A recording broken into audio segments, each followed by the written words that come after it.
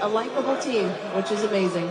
No, for sure. And when you think about songs, you think about, it reminds you of certain moments in time, and forever people will think back to 2026, wherever they were listening to it. The players will hold more special meaning for them when they talk about it with their kids. But at the same time, what I'm excited about is what you said, Pochettino. He was hired for games like this, and he's been embraced by our country. I think it makes it a little bit more difficult for him now when this tournament is over. Now, however far that we go, whether he stays with us or he goes on to another project, and if he wins today, I hope he stays with us. Even though it has been a short period of time, I will be the first to admit that when Mauricio Pochettino took over and started, I was struggling to find a method to the madness. But I think that there is a method to whatever madness there may be, and I think that he has done a tremendous job of making sure that these players, that, keep in mind, were the second youngest group in a World Cup last World Cup, and now they're in a very, very different place, and making sure that they are responsible to themselves and to others. He has brought a competitive nature into this team that the players have acknowledged, that I think has been huge as they have become adult players as opposed to these teenagers that we have kind of seen come to fruition. And the players had to buy into all this. And I think the timing and everything just synced up perfectly. You guys both said he was hired for games like this. He was hired to win games like this at the World Cup stage. Malik Tillman made his mark last summer at the CONCACAF Gold Cup. His success this summer has validated his decision to represent the United States. Here's Tom Rinaldi on how Tillman and the U.S. men's national team are proving to be a match made in heaven. I would say our team describes the U.S. I love different backgrounds. We all share the same love. We will fight for this badge. Born in Germany to an American father and German mother, Malik Tillman's path was shaped in Europe, but would lead to an American roster. He learned the game through the vaunted Bayern Munich academy system, carrying him from boyhood to professional breakthrough. Tillman would also play in Scotland and the Netherlands, winning league titles and earning Champions League experience. But after representing Germany at the youth level, Tillman made a different choice, committing to play for the U.S. men's national team in 2022. Since making the switch, he's become a key part of the team's midfield, attacking, contributing, and in a defining moment, delivering. Tillman delivers for the United States. Now he hopes to carry the U.S. even further. Malik Tillman, competing for the Cup.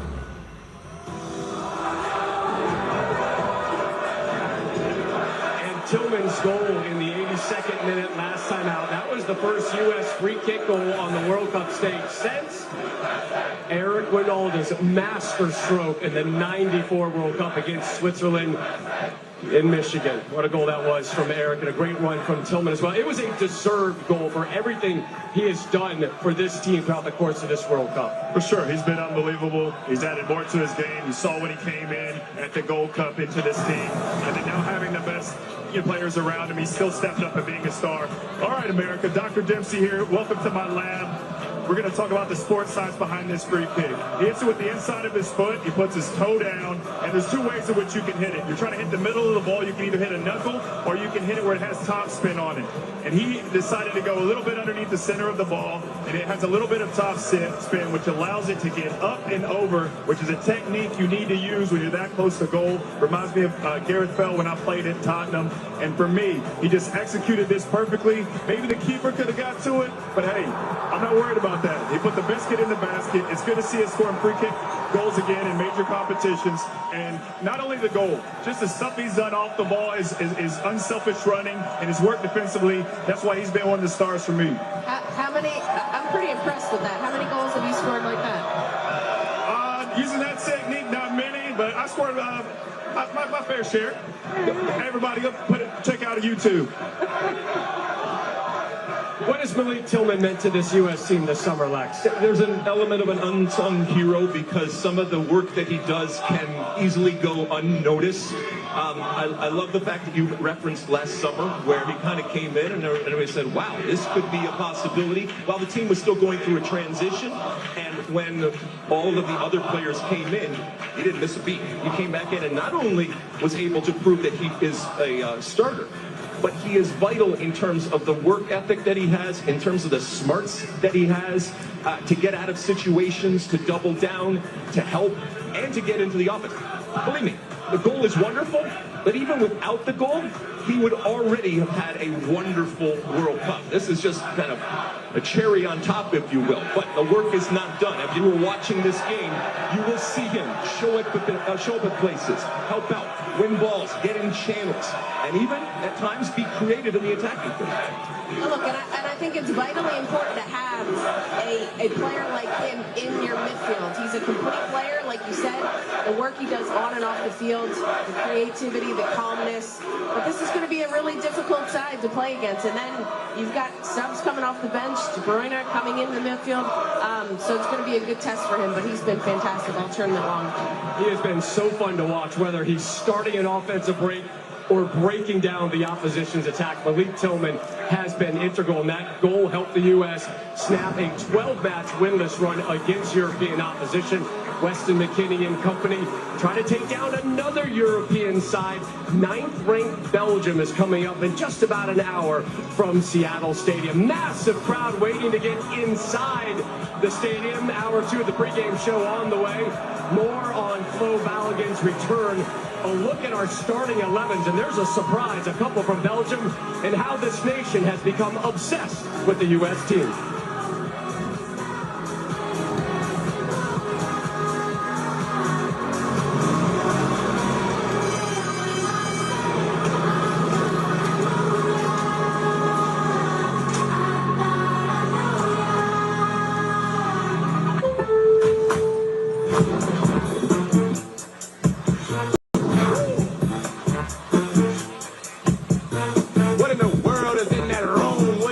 In that room.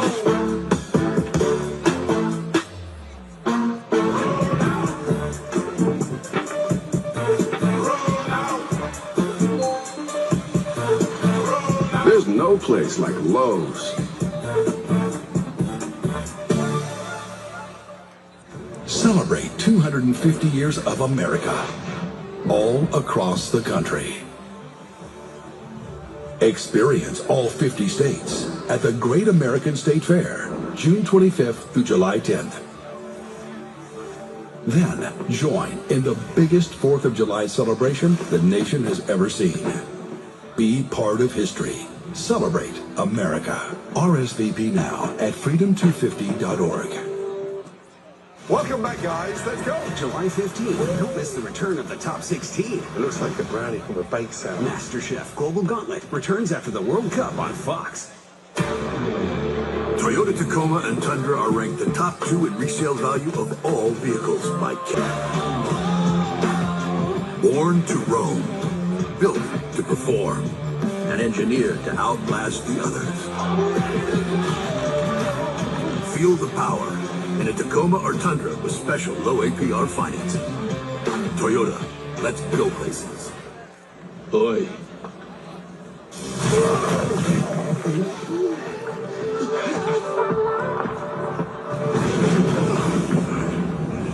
Hello, I've got a delivery. I'm gonna leave this here. They're busy.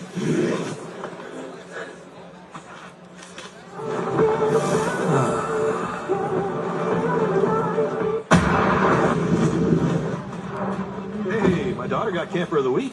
Wow, that's a big deal. We got a big deal too. Right, Mom? Okay. See that brand new Hyundai Santa Fe over there? We only paid.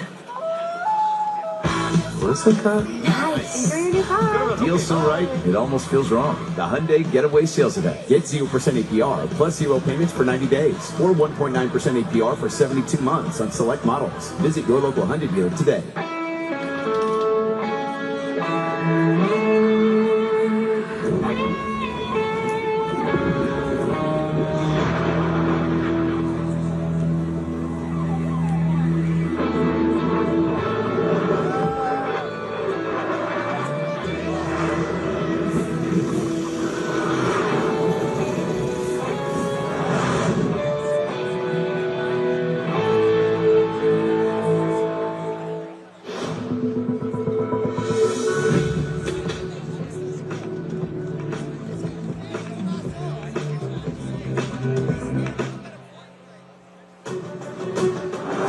FIFA World Cup 2026 today on Fox is presented by Google.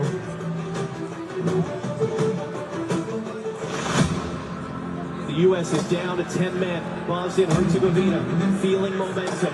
You can cut the tension of the atmosphere. Destiny turned out. He was being held back. He felt his shirt was told that it was. The referee's going to give a free kick just outside the mark for the U.S.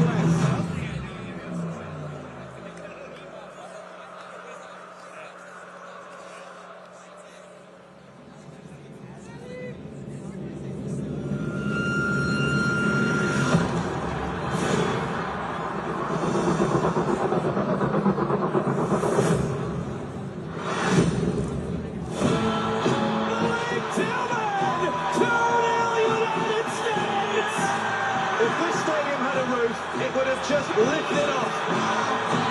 Pure brilliance when his country needed it most. For the United States, the dream continues. Makes me proud to be American.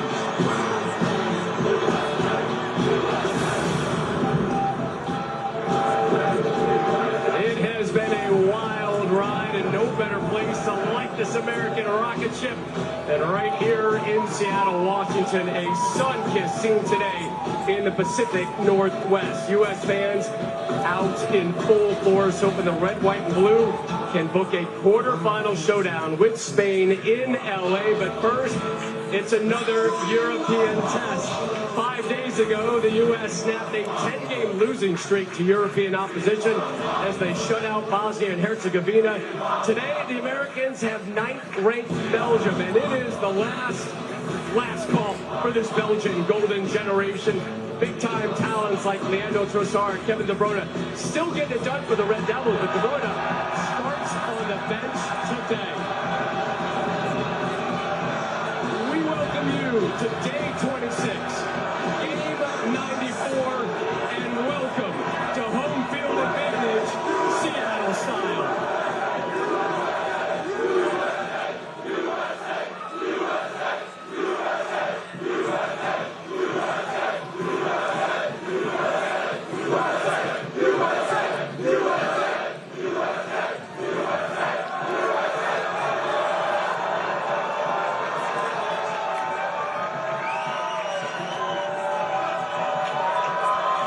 We were here 17 days ago, and Seattle blew us away. They are topping that today. Anybody out there hungry? You know what I'm hungry for? I'm hungry for some waffles out here. Yeah! Who wants some waffles? We're doing Belgian waffles.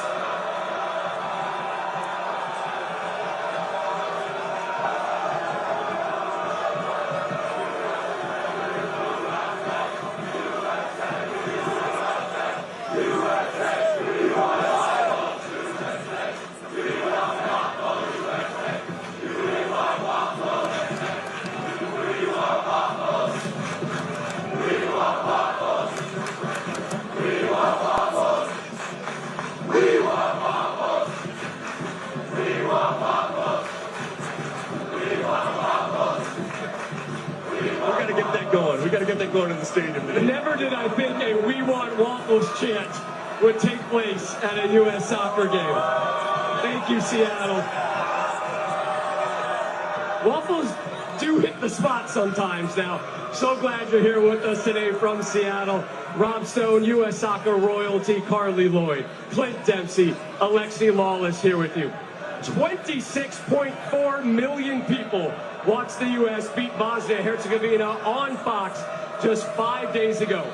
The most watched soccer telecast in English language U.S. history. Remarkable numbers. This team and this nation, Lex, have connected like never before.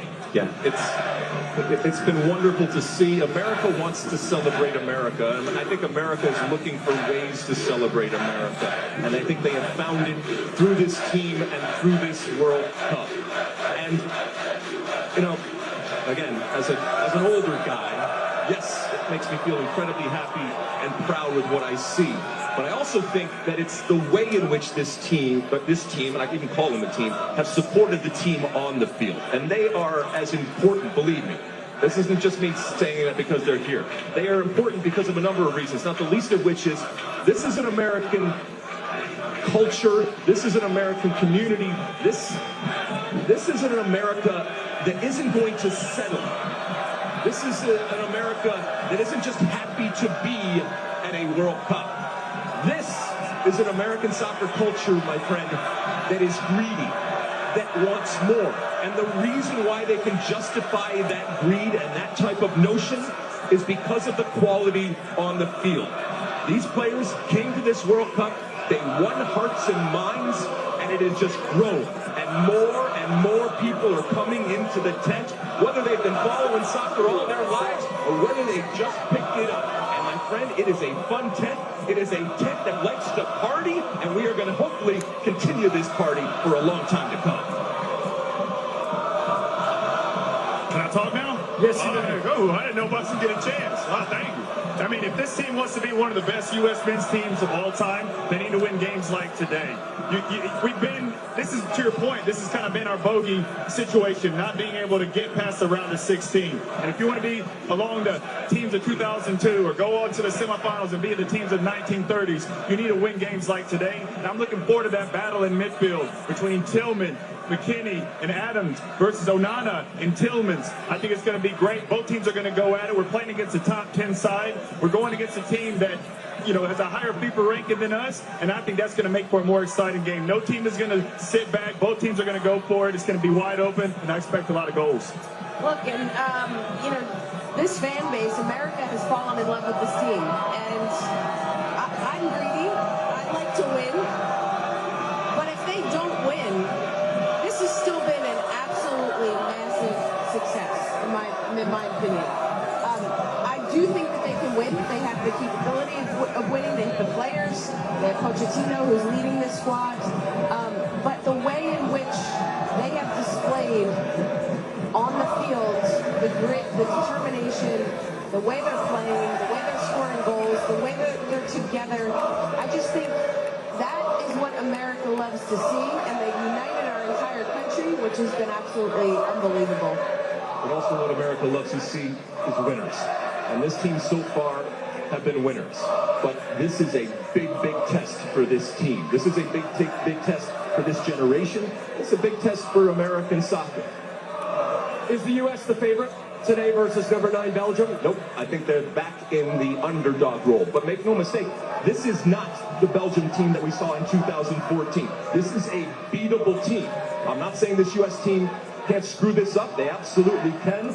But again, the quality and the attitude that we have seen through this tournament, they have to be licking their chops with what is on offering right here for them in Seattle and across the country, the people that are behind them. But ultimately, the whistle's going to blow, and they got to do the job. Bryan Adams sang about the summer of '69. We're all going to remember the summer of 2026. Seattle, we're about to head inside. I just want to thank you. I want to thank you for everything you did 17 days ago. I want to thank you for everything you're doing today. I want to thank you for getting the U.S. to the round of 16. Let's take this party inside and get a win. And let's go to the quarterfinals.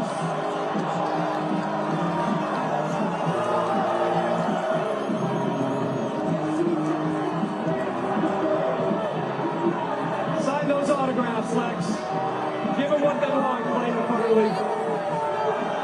Thank you, Seattle. The U.S. looking to set up a quarterfinal date with Spain, who took care of Portugal earlier today.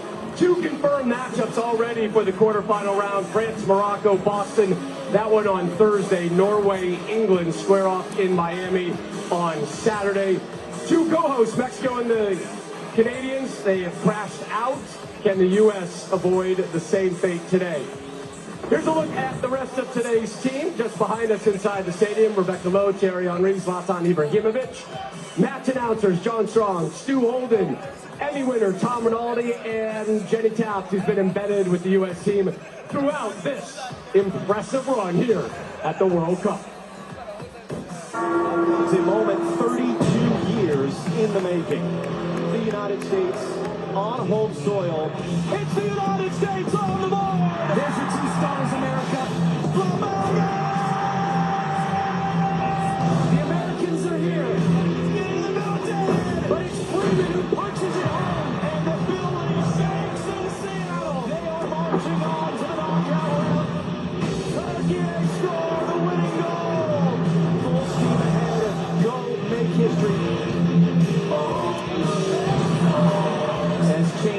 completely. Yes, can be right part.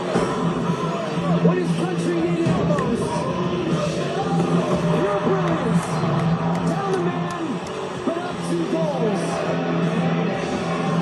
The United States in Seattle for the second time at this World Cup. If they prevail, the Americans would head to LA to take on Spain. They've already had 2 matches in the LA area. The 2 matches in Dallas turn in conclusion Sunday, July 19th, inside New York, New Jersey Stadium. Back in '94, when the States last hosted the World Cup. It was not a curiosity for the U.S. fans. Also this summer, the crowds have created home field advantage everywhere they have gone. Low Belgium being available afforded Mauricio Pochettino the chance to repeat the same 11 from the last match. We'll talk about it. USA! USA! USA! USA! USA! USA! USA! USA!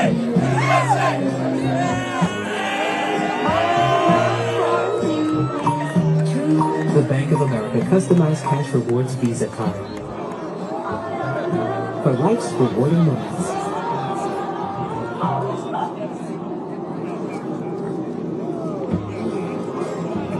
Earn 6% cash back in the category of your choice, like online shopping for the first year from account opening.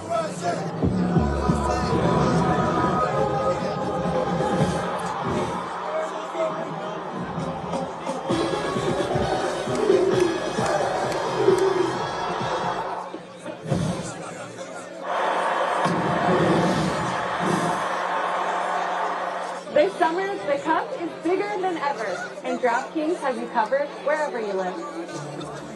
Every match, every goal, every iconic celebration that gets blown out of proportion by the international media. Pinkies up. New DraftKings customers, spend $5 and get $200 in total bonuses, and get in the game nationwide with DraftKings. Now live in all 50 states. The crown is yours. Hi, I'm Katie from Long Home. We're lighting up your summer with red, white, and huge savings. It's the Long Home 4th of July flash sale. Get a brand new bathroom remodel for as low as $149 a month, plus a free mow and shower head upgrade, a $2,000 value. The Long name has been trusted for 4 generations to transform homes just like yours. Don't wait. The 4th of July flash sale ends July 11th. Call Long Home, Maryland, D.C., and Virginia's #1 home improvement company. Because trust goes a long way. We invited passionate soccer fans to push Nissan vehicles to the limit, just like they do with their teams. Further proof that the Nissan lineup is tested and trusted by the toughest. Hurry in to bring home a winning offer at the Nissan Summer Sales Event. Now well-qualified buyers get 0% APR on select model trims, or get Sentra starting at just $22,600.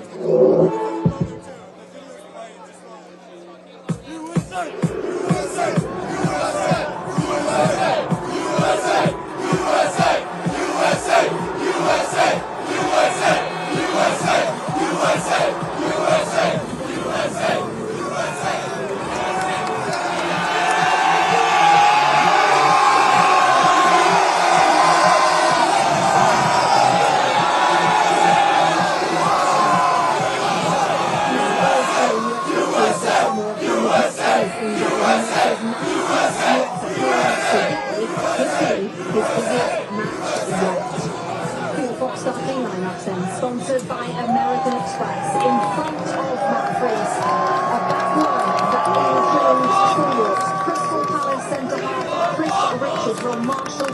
That's the set from Matt Freese, and now the animate out Richards has done well so far this tournament. What Malik Tillman has done set pieces we know all about. Christian Pulisic will make his 3rd start of the tournament, and Flo Balogun leads the attack a day after finding out that FIFA suspended his red card from the round of 32 and that he was free to play today. Here was his manager Mauricio Pochettino in our Ginny Tap just moments ago. Mauricio, with the Balo news and the last 24 hours, how have you kept this team focused and not distracted by the outside noise? Well, outside is outside. I think we were focused in do our job, is to prepare the game in the best condition. of course, to have all the players available always is a good news. Of course, to be or to have the possibility to have Valo again with us and being available is important for the team. What does Valo specifically mean to this team, bring to this team? Well, I think he scored 3 goals, and I think he's doing a fantastic job. Well, that's why he's good news for us, and I think it's important for the team. I hope that today he can show his quality. Let's talk their opponent, shall we? In goal for Belgium, and the man many see as the best in the world in his position, Thibaut Courtois. 20 World Cup appearances today, rising with Cuba Luis, or second among goalkeepers behind only Manuel Neuer. So let's have a look at the starting lineup for Belgium. Courtois sits behind Brandon, Mekere, and Nathan Roy. Yuri Tillmans scored the latest goal in World Cup history last time out against Senegal. Leandro Trossard has found the back of the net twice at this World Cup. And Dominic Bacchio scored twice against the US in a 5-2 friendly victory in March. He's surprisingly got to start today. Kevin De Bruyne, Jeremy Doku, and Romelu Lukaku all available on the bench. Let's show you the United States players coming up to warm up.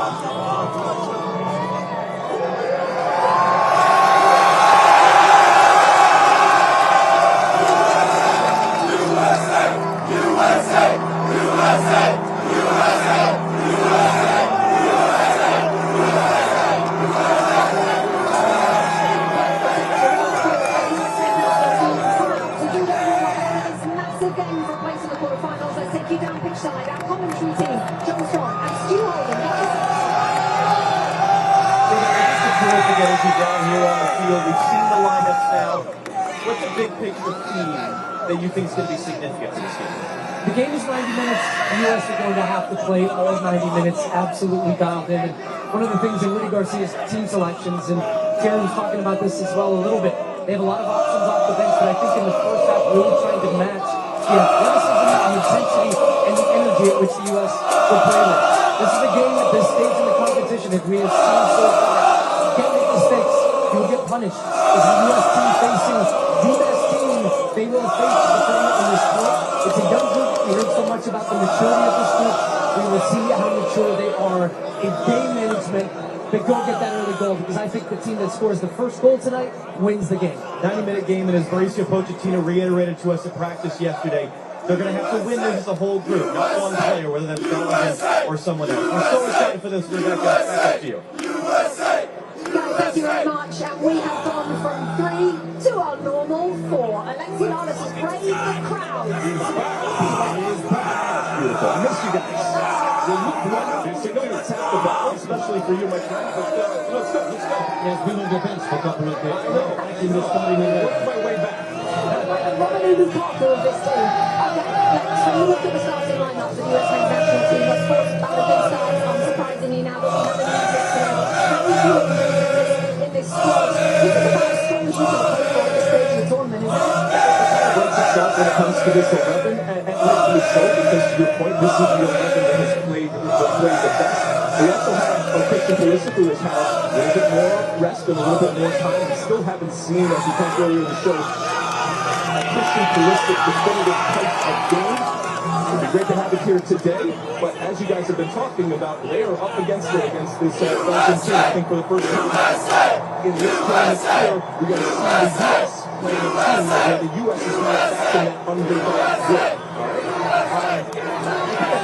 They're comfortable in that. It doesn't mean that they're going to win by any stretch of the imagination, but they're going to have to be patient through this game. But this is the 11. This is the 11 for the U.S. There's plenty of talent on the bench to come off, and we'll see how the game starts and how it goes against this Belgian team that's going to ask questions of this U.S. maybe in ways that we haven't seen yet in this tournament. Well, certainly in ways later in the game as well, when they have all that strength to come off the bench, and the likes of Jeremy Doku especially. Chacan picking out a player that you know really well in the heart of that midfield, but also he's everywhere, all World Cup long, Weston McKennie. Weston McKennie is probably the player that Pochettino trusts most. He has been starting every game. He's a box player. He's a guy that runs a lot without the ball, gives support to the strikers. He's back to the defense when he needs to defend. And he's a player that doesn't get a lot of credit, but the players knows and the coach knows what it means to the team. This is what he has been doing all the tournament. And he can score goals also. That's the important quality for not holding, but a box-box midfielder. So he's an important piece for Pochettino. Another important piece is the man they didn't think was going to be able to play today until yesterday when they found out Fred Balogun could play. So talk us through, and we're going to have a look at some examples as well, Thierry, that you've picked out of what Fred Balogun brings. Like they said, don't hate the player, hate the game. He's on the field, he's going to play. So no, what he does is he runs all the time in beyond, and I love that. Any strikers out there, if you're looking at this, please do it. And Zlatan, we've been in that situation. We're going to highlight Balogun here, as you're going to see. Boom. Making that first run. He would have been available. He's running. He's like, hey, play me. Usually what do? Usually striker, we complain. Yeah. We say we don't move again. Now, he's moving again. Watch.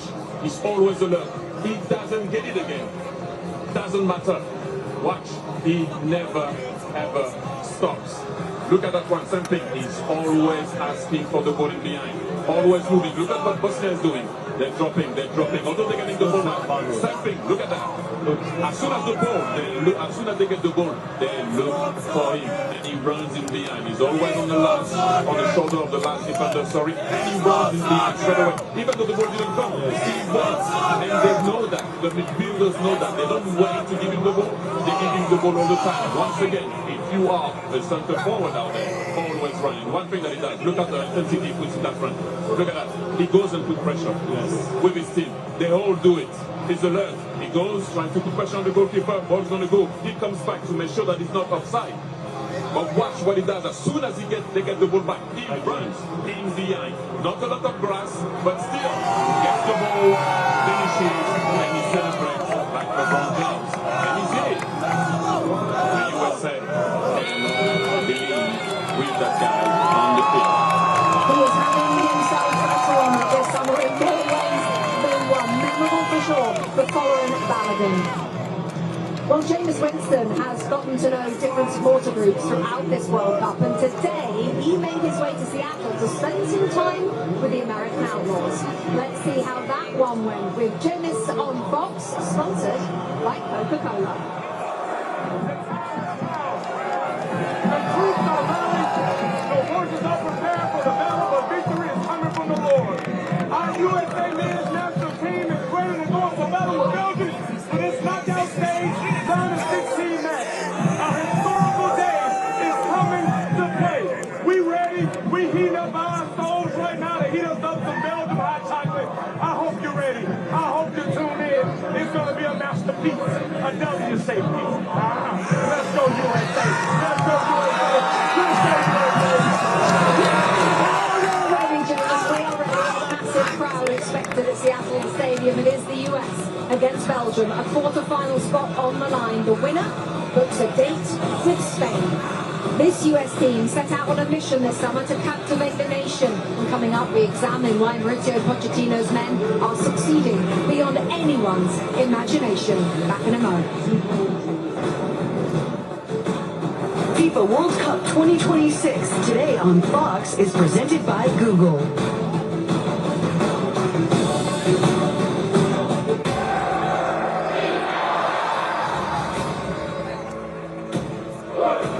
That World Cup's still something special.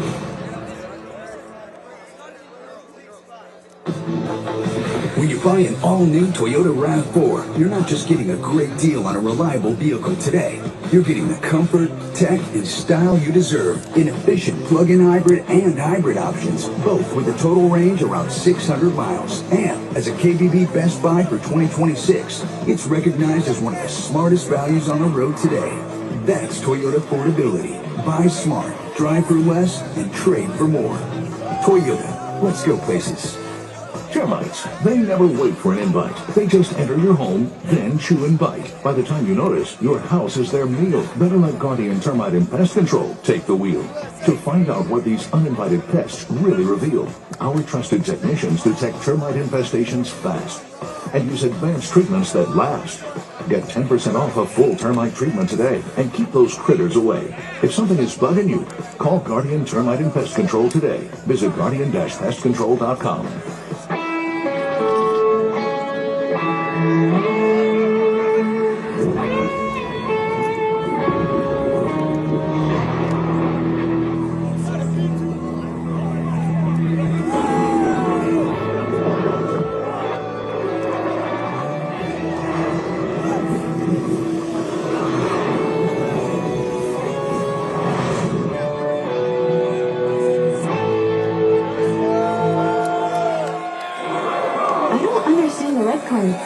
Oh, it's so confusing. I can help. Think of cards in football as the opposite to your Sapphire Reserve card. Red cards make it harder for you to earn points. This card earns you 3 times the points on dining.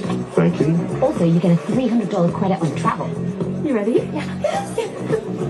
And 2 yellow cards means that you're out, but that card gets you and 2 gets in here. Experience the card that's remarkably rewarding. Chase Sapphire Reserve. Howdy, Roadrunner. You're very fast. Well, I drink Red Bull.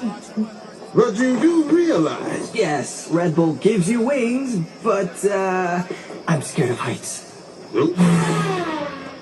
Red Bull gives you wings. Red Bull Zero.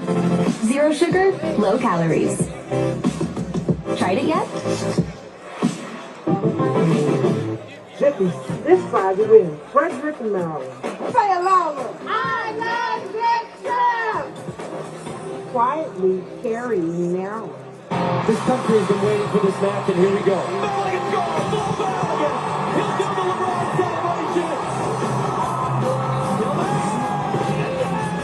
Your brilliance when his country needed it most. An all-American performance that makes me proud to be American. And so the US looking for their 4th win in this summer's World Cup and their 2nd here in Seattle. Mauricio Pochettino's side aiming for a quarter-final place tonight at the expense of Belgium. Now with America celebrating its 250th birthday this summer, this US team are playing their part in bringing joy across the country. For more on that, we send you down to Tom Rinaldi. What an atmosphere here, Rebecca. As we consider the experience of this World Cup and all it's brought to us this summer, it gives us a chance not to focus on the borders or the beliefs that sometimes divide us, but an event with the power to do the exact opposite, unite us. And that's what's been happening through this tournament, this team, this run. As Matthew McConaughey helps us explain, this rectangle is planted with a special gift to connect us.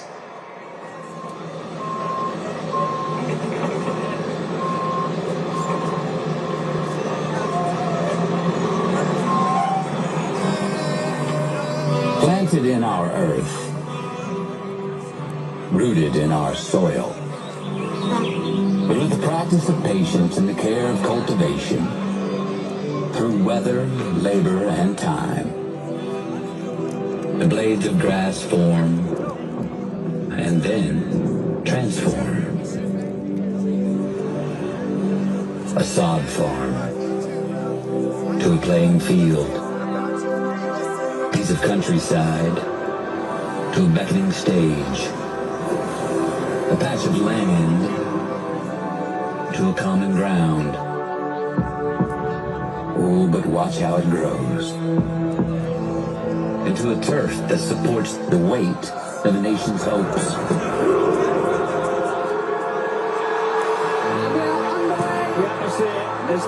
Into a place that transcends language. Into an event where cultures bond through competition and rise in celebration. Compelled by a simple ball and a beautiful game. The timing is changed the game completely.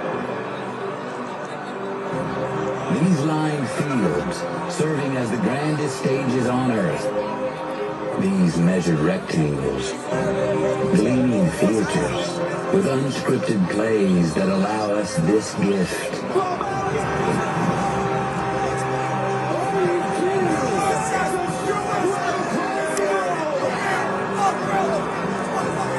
An emerald canvas where every chant has a place in our human chorus. Daring, dream, and wish. Why not us? For a common goal, a common good,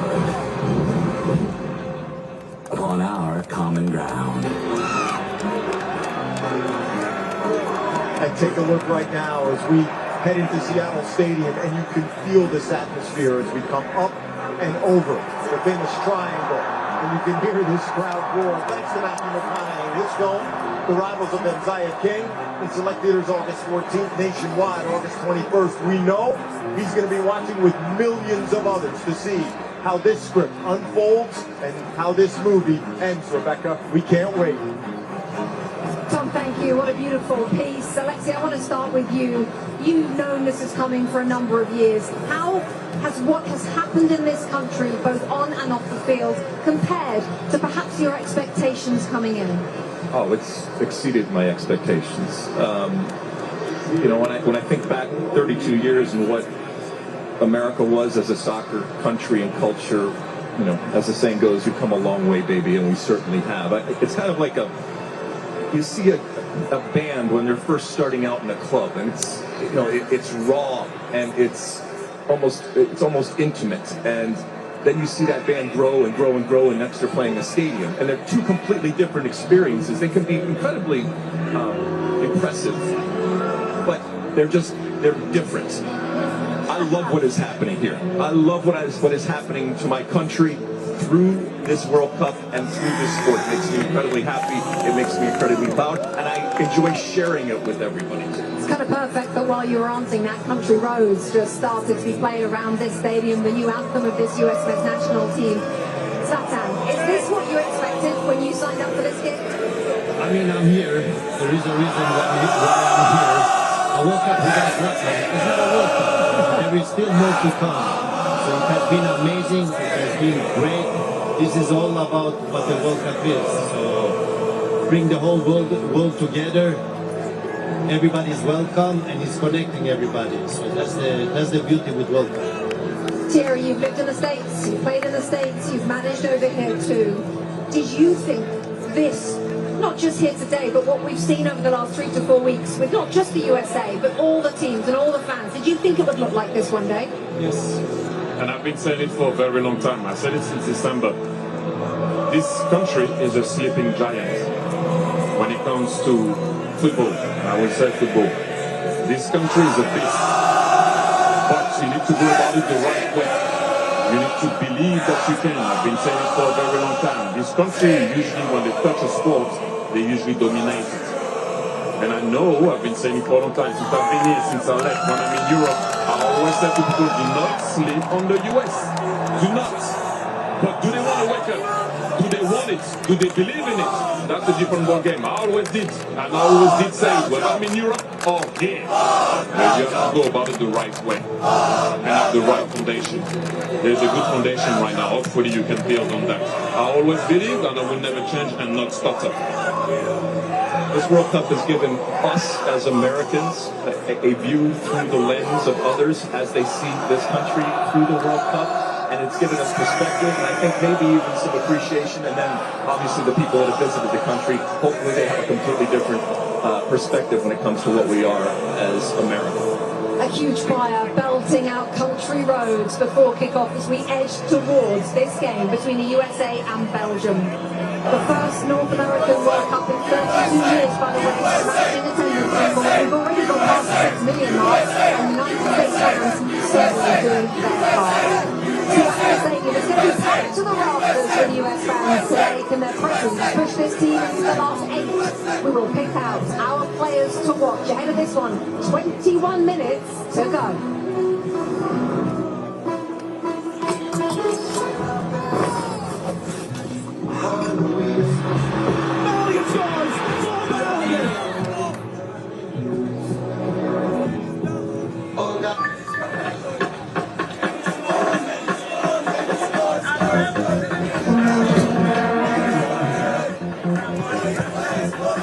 Not bad. You guys see this?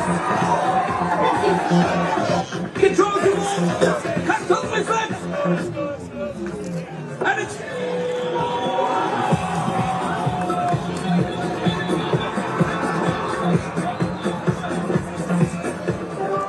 DoorDash. How we're made determines how far we go. So for those who are strong, those who are powerful, those who aren't afraid to push their limits, the world of greater awaits. New the challenge, new experience, Adidas' Iron Man's. The first ever Kia Telluride Turbo Hybrid is ready. Look at this. Look at the MLB All-Star Game in Philadelphia. This is how America celebrates a birthday. A night of American celebration, July 14th on Fox. FIFA World Cup 2026 pre-kick is presented by Adidas.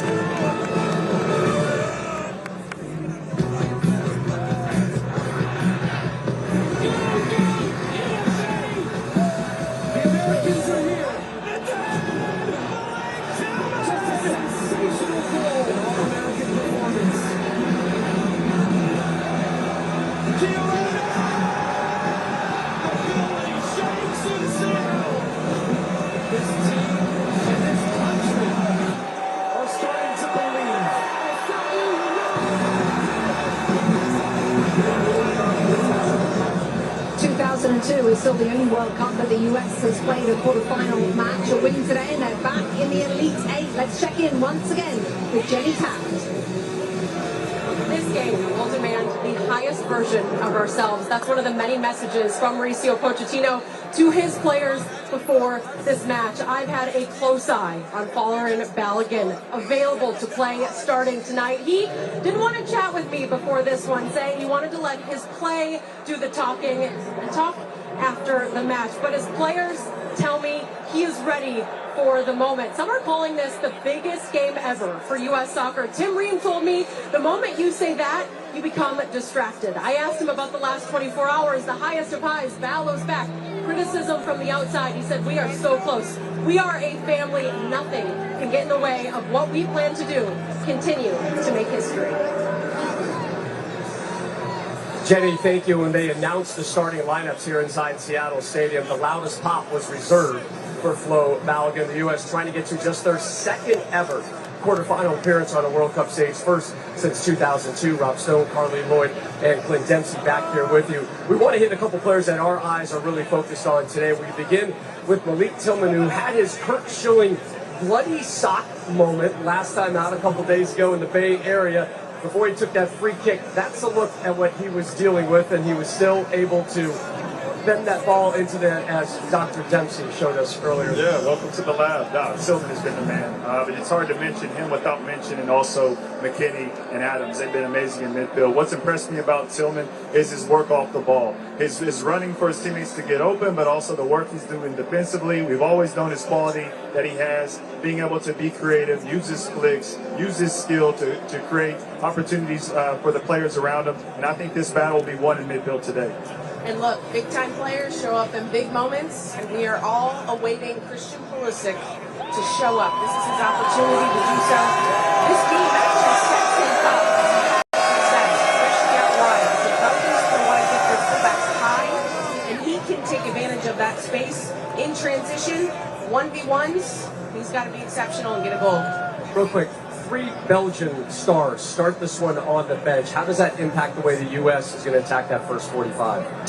Look, I don't know what the game plan is, but I think they're going to come out flying. I think no matter who they have starting and coming off the bench with a De Bruyne, Lukaku, Doku, it's going to be really hard to defend that. To your point, we got to start the game quick. The longer this game goes on, the more pressure's on the U.S., especially getting to the second half. I think the game opens up even more, and then you have Kevin De Bruyne, and then you also have Doku coming on, like you said, that can change this game. So the longer the game goes on, how do we deal with that pressure? Hopefully we can get an early goal like we've done in most of the games so far this tournament. And hey, it's going to be exciting stuff. Let's get our popcorn. The Red Devils know they've got the cavalry waiting on the bench if they're needed. For more, we take you upstairs. Rebecca and the guys. Rob, thank you so much. So many stars then on both sides hoping to leave their mark on today's match. So for our players to watch, sponsored by Adidas, we're going to focus first of all on one of those players the guys are talking about who will probably, Zlatan, come off the bench and affect this game in a big way. Who's that? Romelu Lukaku. He's not in his best condition, but every time he has entered that pitch, he has done damage to the opponent. He's probably the most powerful player in this tournament. Not the most skillful, not the most technical, but the guy knows one thing, and that's scoring goals. He always did it in his career, and he's continuing to doing that. So when he comes in, I want to see those defenders handle him because he's going to move them with ease. That I can tell you. Normally on the left-hand side, Jeremy Doku will play for Belgium, not playing today. In his place, a player though who you think could be just as dangerous, Thierry. I think I will reverse that. Luke Bakio is going to be on the right. Trossard is going to be on the left. But do not sleep on Luke Bakio. Do not sleep on Charles de Ketelaere because the big guns are on the bench. This guy in 1v1 can be lethal, come back on his left foot and score. He has that in his locker and he's been waiting for a long time to be a starter. That's his chance. Let's see what's going to happen after, but be careful, Robinson. And let's talk about a player we just saw warming up who looked like he had some sort of strapping for Belgium on his left leg. Yeah, we don't quite know what that is all about yet, but we will not figure that out. But we know that he is eligible to play today, and he is starting today. And so much has been said about him over the last couple of days, and certainly 24 hours ago. Didn't think he was going to be playing this game, and then he got discarded. And by the way, so U.S. Soccer, way to stick up and advocate for the player in this moment. And it may make all the difference because this guy has had a wonderful tournament up there on top. The U.S. is better with Balogun on the field, and I'm delighted to see that he's going to be on the field. And just real quick from a US perspective, when that team sheet dropped and you saw Doku on the bench, you saw De Bruyne on the bench, you must have been pretty happy.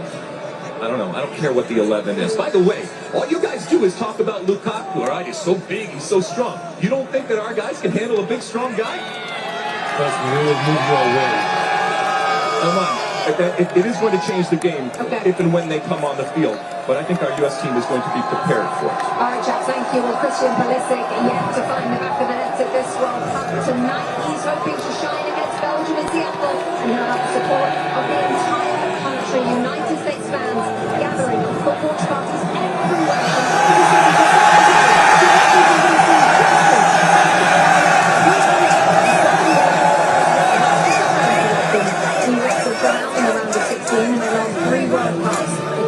To break that pattern today. In just a few moments, the teams will be out and we will bring you the national anthems.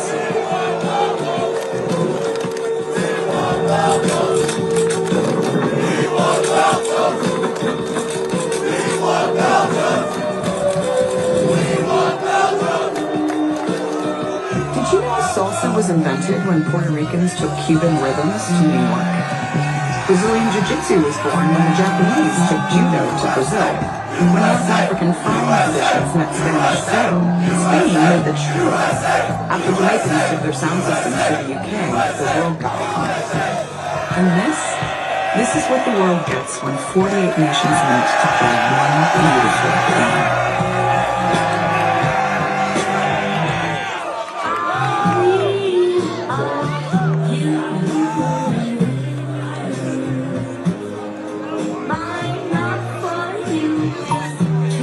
The Bank of America customized cash rewards Visa card. For life's rewarding moments.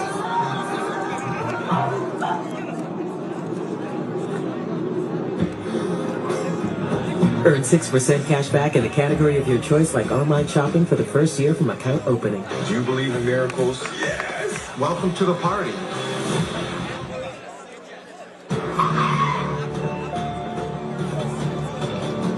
Hi. You okay? Yeah, just changing up my look. See that? I got a little low. See that brand new Hyundai Tucson? I only paid. Huh. Well, you look stunning. Enjoy your car. Feels so right, it almost feels wrong. The Hyundai Getaway Sales Event. Get 0% APR plus 0 payments for 90 days or 1.9% APR for 72 months on select models. Visit your local Hyundai dealer today.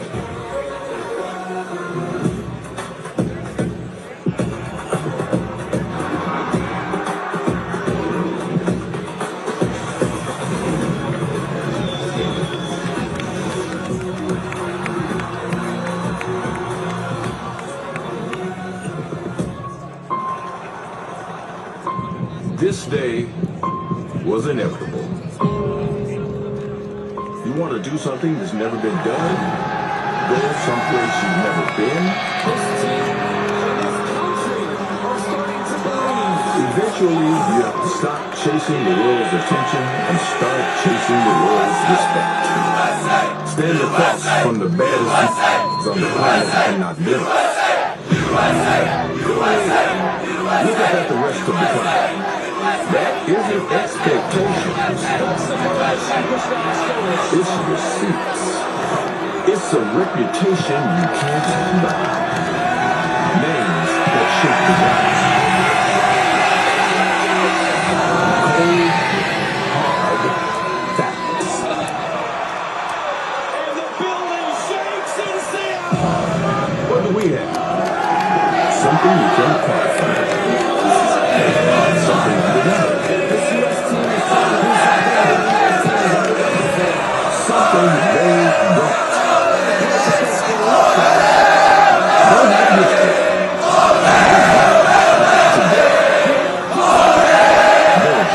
Belgium, the USA.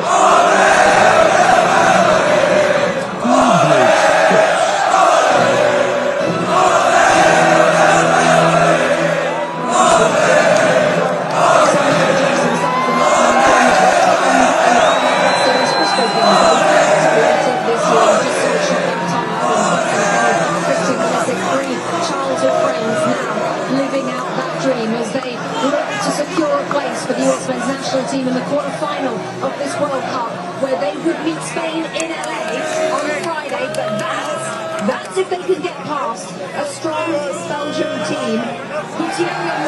This tournament, Belgium don't know when they're dead. They battle, there are people on the bench, we already know that, but let's go back to what I said, and I will go back. I said quarterfinals, maybe semis. You're one step away.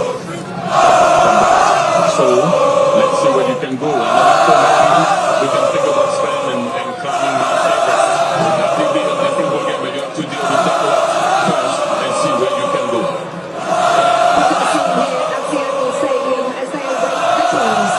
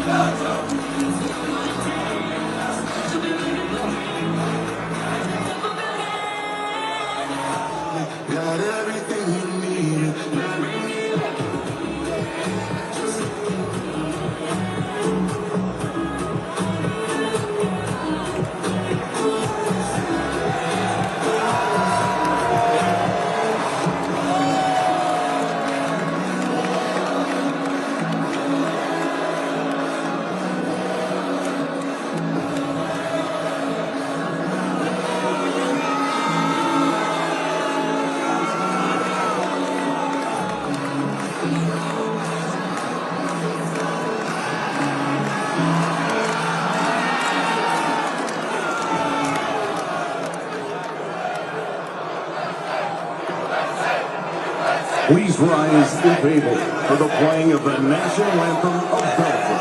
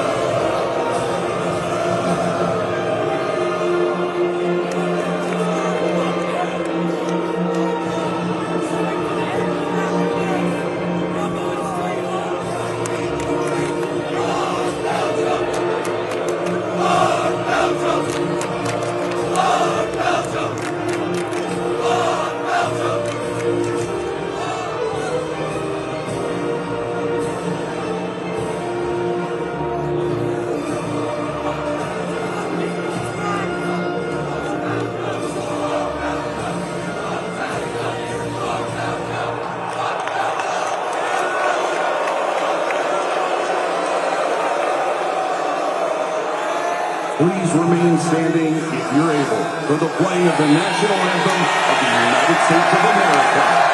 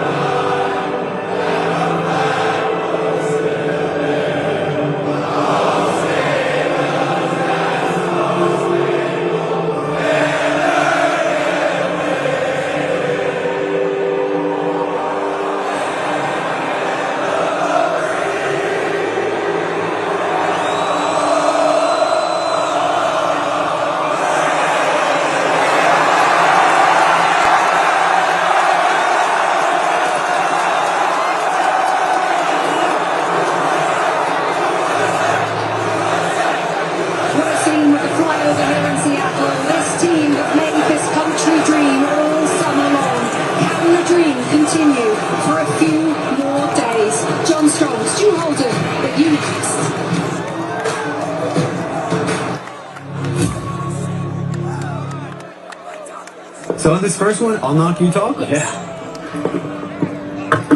Hi, I'm your neighbor. We're having a watch party. Would you like to come? Sounds like fun. Yeah. Hey, Alec, what's up? Hello, welcome. Come on in, guys.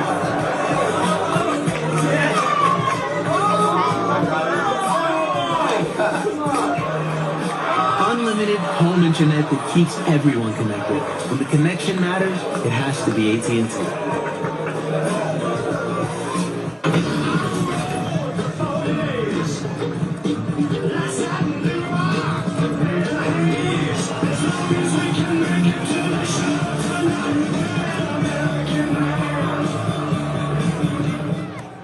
Turn back time when you're injured with Valvoline Restore and Protect, a first-of-its-kind motor oil that removes up to 100% of engine killing deposits and protects against future damage. Ask for Valvoline Restore and Protect at your next oil change.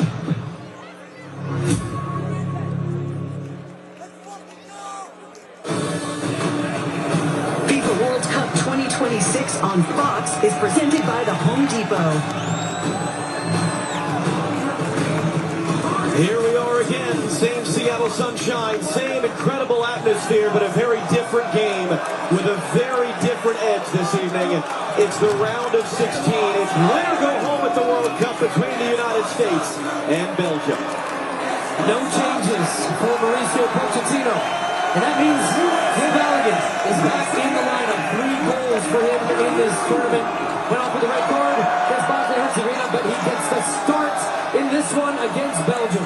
United States in the round of 16 against Belgium. Doesn't get much bigger and better than this for these players that have been waiting for this moment. Matt Freese in goal, only 1 goal against him so far in the tournament. This will be his biggest test. And here come the Belgians. A couple of changes for them as well, but most notably, it's who's not starting. Jeremy Doku, Manchester City winger, on the bench. Kevin De Bruyne, one of the best players in the world, on the bench. I think they've gone with a lineup that can match the physicality and the speed of the United States. Onana gets a start in the middle of the field. Luca Bacchio on that right-hand side. Look out for him. He is dangerous. I expect Trossard to be on the left. Luca Bacchio on the right, cutting into his left. And De Ketelaar gets the start up front. One other important name, Lukaku. Look out for him in the second half. This has been a wonderful 3.5 weeks. The way this team has played, and the way so many millions of you have embraced it, it's something Mauricio Pochettino has talked to us about a number of times. But this game was always going to be a little bit different. Because for all of the success the U.S. has had historically at World Cups, only once have they ever won in this round and advanced to the quarterfinal. It's a different type of opponent Rudy Garcia leads. This is one of Europe's elite. This is a team in the top 10 of FIFA's rankings. So this game was always going to be a bit different. and then yesterday happened. And that just adds a different emotional intensity. It adds a different scrutiny, both across this country of ours, but also globally as well. All the players can do, all they can control is how they perform. And how together this group is, how motivated they are to make real history. Because in the modern format of this FIFA World Cup, only once has a U.S. men's team played in a World Cup quarterfinal. And that was a quarter century ago. And all the while the European champions, Spain, watch in Dallas to find out who they will face off with in that quarterfinal Friday afternoon in Los Angeles. One of the very special days in the history of the sport in this country. Can it be capped off with a victory?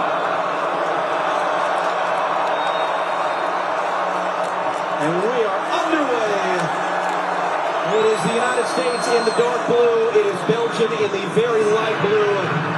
It's a U.S. team that had to really work for Wednesday in Santa Clara in an early shot which was blocked by Alex Freeman from Belgium.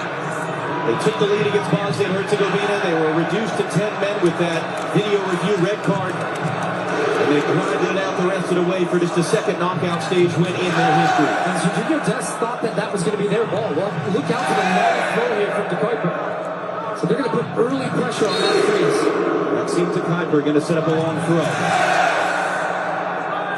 Gets it in deep. Richards got his head to it. Pulisic's got to get it clear. Can't get it clear. The follow-through shot was blocked. A second follow-up. That might be the best save Matt Freeze has made all tournament. It comes 48 seconds into this game. And that's a man who knows from big saves who the World Cup winner. When you get the applause from Luis, you know it's been a great save. Just not clear at the top of the box from the U.S. The second one was a good block. And then that shot's going in. Freeze at full extension. Set pieces will be a key for both teams in this match. That was Timothy Castagna who took it. It's De Kuiper once again on the corner. Freeze coming in off a 3-save shutout, including some early action in that game against Bosnia and Herzegovina. And Mohamed of Jordan is our referee. This is a big game for him.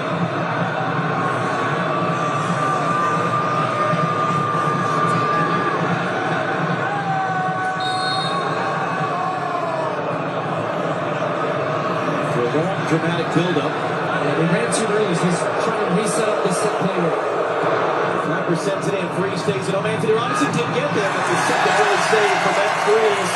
Off the head of Paulo Charles the kick alive. So it's a Belgian team. They were in this building a week ago. They were down 2 goals with 5 minutes left. It was the latest comeback in a knockout stage game in World Cup history. They forced extra time with Senegal. They won it with the latest goal in the history of the World Cup. So they're coming in a little bit battle-hard, maybe a little bit fatigued as well, potentially. You talked about the lineup changes. Overall, what do you expect? I expect that this is a game the U.S. are going to have to be locked in for 90 minutes. They passed. Did they get on the end of that quickly? Take and throw. He clips it up in the air. Tillman is not going to reach it out for a U.S. throw. And just a reminder, as we're trying to get our points in here, this game is going to be fast, started great, intense, but it's exactly what you would expect from 2 high-quality teams. Belgium have experience. They have quality all over the field. They play in big games all the time. For many of these players on the field for the U.S. right now, biggest game of their lives. They talked about the maturity from 4 years ago. You're going to find out that they will not back down. If they've shown us anything throughout this tournament, and there's Pulisic knocked off the ball early. I've said I think he could have a very big game in this one if he gets the space and time, but he's aggressive in the ball. But at the beginning, U.S. has to be the team that matches the intensity. Richards is going to get there first. Keselar was trying to catch him there, going back to Freeze, the goalkeeper, and he knocks it off of Belgium for a throw.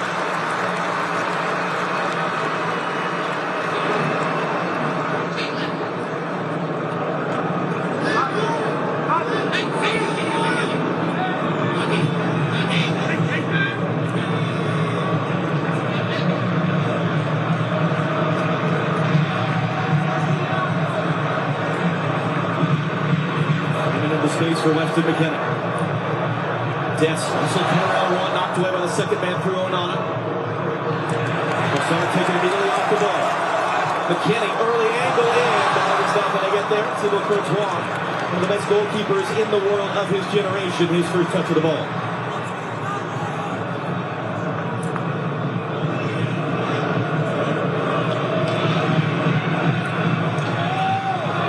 playing today his 20th game in a World Cup, most of any Belgian in history, third most of any goalkeeper.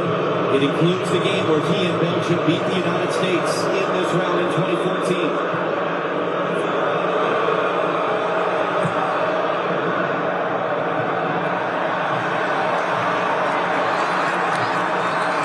First to that header from Freeman. Direct traffic, doesn't like what he sees for a Belgian throw. One of the things I'm really interested in early in this game is you're going to look back at Castagne's shot. That ball is bending. It's bending even more in slow motion. McFreeze, what concentration, top hand up. And it had to be a strong hand too. That's a terrific save, and you get a better look at it on that replay there. US fans wanted a handball there. Tom Rinaldi said it really well before the game. The US won with 10 against Bosnia, but today they played with 12. That 12th man is the crowd. And this crowd was one of the best we have experienced, and they will be important in motivating and pushing this team throughout the game. It goes by Ngoy, and it will run all the way through to Matt Freeze. Don't underestimate the significance of that early save for Freeze. This is the biggest game of his life. Former college soccer player at Harvard, plays for New York City FC and MLS.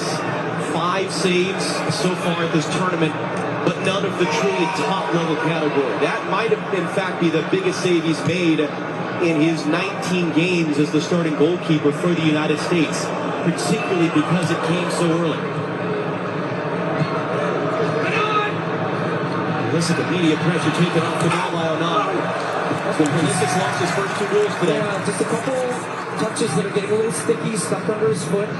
Just trying to watch how the United States are looking to build and to break down this Belgian defense. McKennie really in possession is coming far wide and right, and you've got the wingers, the fullbacks on both sides pushing inside. Dest is coming inside to make space. I think, again, they want to find ways to get McKennie on the ball and create, as they have done all too. U.S.'s strength in attack has been their unpredictability by moving players around and creating matchups that they want, all centered around Phil Bowden.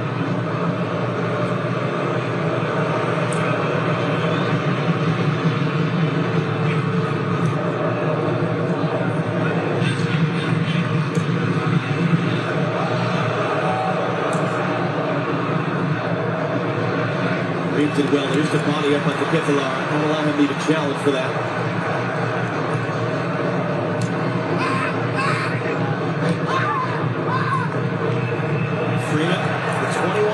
Very young player. Have to show composure in big moments. That's another 50-50 call gone against the U.S. Luka Bacchio now. Slowed up by Tyler Adams. But he gets around Adams to the second opportunity. Wide to Castagna. Cross on the deck. It's missing. That was a wonderful look for Yuri Tielemans, who scored twice in the last game, and he just mishit it. They get away with one here. Pulisic stops his run, tracking back with Castagna here, and he does the overlap, so they get the overload situation that they want. And Pulisic just stopped running with him and left Anthony Robinson 2 against 1. The ball was cut back. It was a great look for Tielemans, expecting him to just sweep that into the back of the net. But the first thing you see is just the difference now in competition. The athleticism of Belgium, closing down space, putting the U.S. under pressure. It's going to be important 1v1 duels all across the field, but you can't leave players and not make that run tracking back. You can't leave guys 2v1. There's been a hesitation, but he gets there in front of Luka Bacchio, and those two collide. It's what we said. This is a different type of game against a different type of opponent from the prior 4.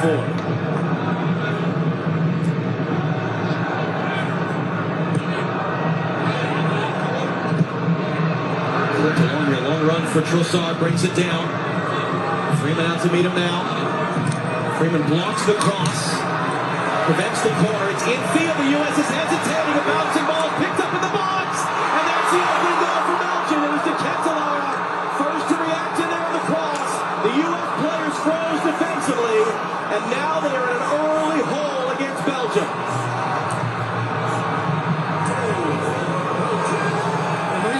You saw him there looking at the replay of that on their screen, thinking, what are we doing? It was the thing we said before kickoff. When you play against teams like this, you can't make mistakes. You get punished. quite simply put. And as this ball pops up in the air, it's a great block by Freeman initially, but then it's Des McKinney. Everybody's looking at it thinking someone else is going to play the ball. As you see, as this ball gets switched to the far side, Freeman does really well blocking this first cross from Trossard.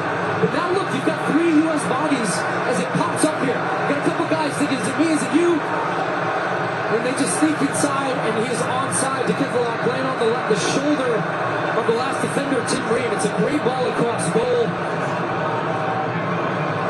And Belgium take the early lead, punishing the United States for making a mistake in their box. How do you respond? First time the U.S. have gone behind with the first goal. They have scored the first goal in every game to this point. This is where the home crowd in Seattle is going to be so important. Jerome Kittler, his first World Cup goal. He was a prodigy for Belgium as a 21-year-old, made a huge move to AC Milan. Struggled to make that pan out, but he's starting ahead of Romelu Lukaku, their all-time leading scorer. That's a huge moment for him individually as the pass is behind Destiny slips. And this is a key 5 moments right here for the U.S. to show some composure and work their way back into this game as the Kittler is tripped up.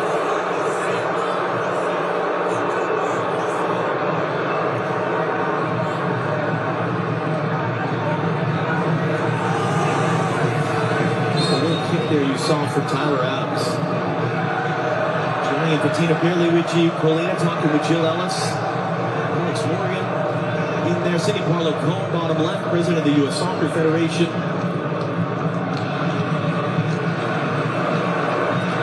Look at that discrepancy. 6 shots to none in the opening 11 minutes.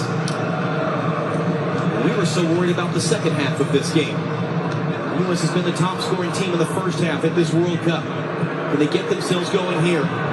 Good interception by Castagna there as Ream was trying to pick out Pulisic. And I think the other thing Belgium are doing well right now is they're not trying to play through the U.S. press. They simply said, look, we're going to force you out a little bit. We're not trying to find those little slip balls to Onana. We don't want to give the ball away in the middle of the field. And then they're playing direct and over the top, trying to test the back line of the United States. And so far it has been working. Freeman, good defensive work there. Trossard. We're going to score that goal against Australia. In the game here a couple weeks ago. That ball's out of play.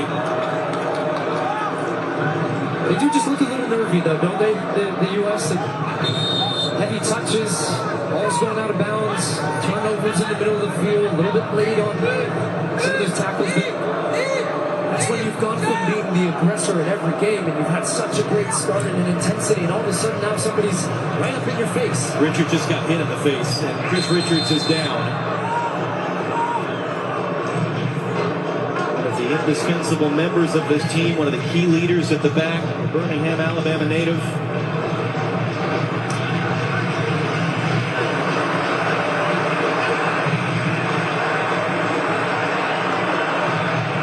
And the U.S. team has been in camp since the last week in May, and they have talked about being battle-tested, the strength of the games that they've played this year, including a bad loss against Belgium in March, the games against Senegal and Germany, right before the World Cup. The togetherness and the spirit they feel that this group has is good. A lot of them have said of any team they've ever been a part of, that has to show now. Ream was late. The Kittler is going to keep that ball in play. Anthony Robinson won the initial battle for the ball. He can't do anything about that on the outside. Lukabakio running in. Adams bodies it off it. Reset wide to Kittler. Anthony Robinson waiting. Lukabakio now. It was coming for De Kittler. Back heel attempt there. Zinamante can't get it clear. Trossard was there to pick it up. Pulisic can't get it clear. Onana holds it in. Flipped in now, and that'll be a comfortable catch for Freeze as Trossard was in the air. Well, because the U.S. have not been able to really get pressure, Alex Freeman trying to get this team and this crowd going. In games like this, you need a moment. You need something to go your way. A possession, a tackle, because they're under siege right now, this U.S. team. Trossard will line it up from a long ways out and put it over. But the point I was going to make is that because Belgium have so much of the ball in the attacking part of the field, and they're so comfortable in possession, they have fullbacks high and wide. They have numbers advantages all over the field. So now the U.S.'s best attacking players, as you look at the goal again, Ketelaar is not going to get many easier finishes than that, but that's just being in the right place, timing his run, staying on side, coming off that U.S. mistake. But the U.S. is attacking players right now, having to come back and track back and deal with these fullbacks. So Pulisic's doubling down, and Dest is coming back, so they're not a threat the other way. The U.S. need to have something attacking-wise that keeps those fullbacks a little bit more honest and keeps the numbers advantage in their favor defensively. Robinson for Weston McKennie, too far for him.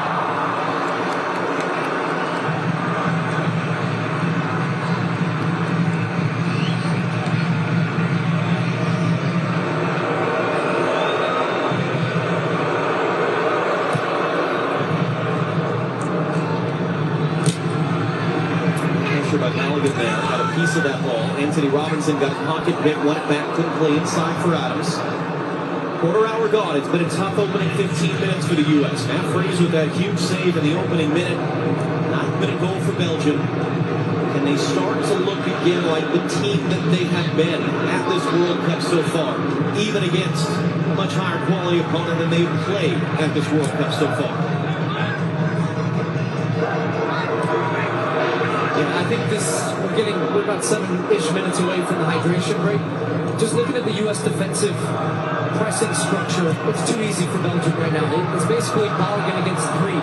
Belgium are building out the 3 players on the map. McKennie's having to drop back a little bit deeper in midfield, so the U.S. just can't get the same type of pressure on the ball that they have been doing. They get a good look at it here. As they start to cycle it out, they've always got an extra man. So Tillman did a good job stepping out that time and closed that long goal that has now resulted in an offside. They're going to have to adjust in real time, but I do think that would be the first real opportunity for Pochettino tactically to try to shift this a little bit. I asked Mauricio Pochettino yesterday, how do you win these type of games? He laughed and said, I don't know, I've never been in one of them. Ask me again after. But he's such a coach that is so big on the mental side of the game. And as he said to us, more so than anything tactically or physically, the spirit that these guys have walking around the field at the end of practice and just kind of chatting with each other, so that's what's going to help us win these types of games, that we stick together in these moments. But in saying that, the U.S. Soccer Federation took a big swing, spent a lot of money to bring in Mauricio Pochettino a little bit less than 2 years ago. And this is the type of game, and this hydration break in a few moments is exactly the type of moment why you do that. What can he do with this opportunity? Man down for Belgium in some pain right now is Amadou Onana. The play is going to be stopped so he can be looked at. He hasn't started since the first match for Belgium. He went off in that match with an injury, missed the game against Iran. Then came back, had 2 appearances, cameos basically off the bench. So seeing him back in the starting lineup, that was a significant change for Belgium. He brings a lot in the middle of the field. Now the players are coming over to the bench right now. This will be interesting how the referee, he's going to say no. Because the U.S. almost were trying to use this as a tactical timeout, which Pochettino still is trying to communicate stuff. Just can't stop him from talking. Yeah. Right down below us to our left. But I was going to add to your point about Pochettino. There is only so much you can do as a coach tactically within this sport, to where there's an element of when you put the players out on the field, the players have to execute and perform. There's nothing tactically Pochettino could have done on that first goal. That's just a couple of guys looking at the ball, not communicating, and then boom, that's why you're down 1-0. So it's not like, look, Belgium have been the better team. They've created the more chances. But this has not been a landslide by any means. There's a lot of time left for these guys on the field to get this going there. Amadou Onana, who was actually born in Senegal, but he was raised in Belgium. Plays at Aston Villa in the Premier League with Yuri Tielemans. As you mentioned, having been a starter at the last World Cup, he's been off and coming off the bench, so it's a big spot for him to be given this opportunity.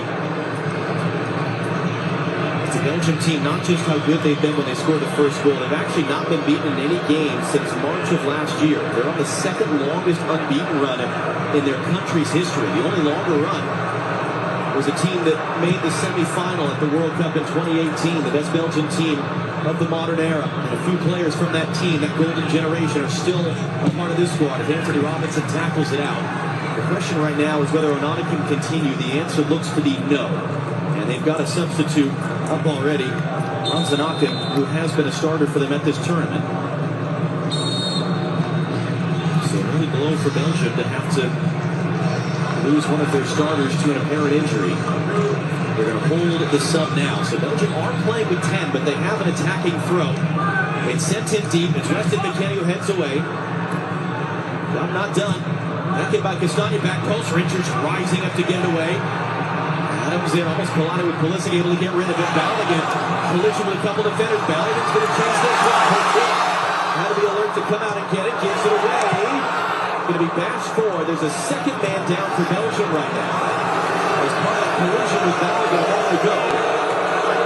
U.S. don't have to kick this goal out so he can get looked at. It is the referee's purview if he wants to stop the game, and he does now. It's from the Mekele, their center back who's down. Should in theory also give Belgium a chance to make their sub. We almost had the same situation with the ball up in the air, but eventually I think it was Tyler Adams who took charge. Mekele ends up colliding with his own teammate, which is, I think, why you hear the response from this Seattle crowd. Now, I've talked a lot about this atmosphere. I think even what I'm feeling from the players and the crowd is a little bit of nerves. A long, good attacking spell for the U.S. would go a long way in bringing everybody into this game, including themselves. So Ranzanakin is on. Mekele is able to continue after being down for a moment. Dest drives it inside. Tillman, and he couldn't make that pass across the field. Intercepted by Luca Bacchio. There's Tillman flying through from behind, couldn't get there to Ketelaar, the goal scorer. Going to return. Luca Bacchio beat to what a run from Luca Bacchio, and an even better run from Tyler Adams. Tracked him from the middle of the field. And those little moments I'm talking about, that could be one as well. It's just U.S. turning over the ball as Ronaldo's going to make his way to the Belgian locker room. That's nothing. You never want to see that for any player taking part in a game like this.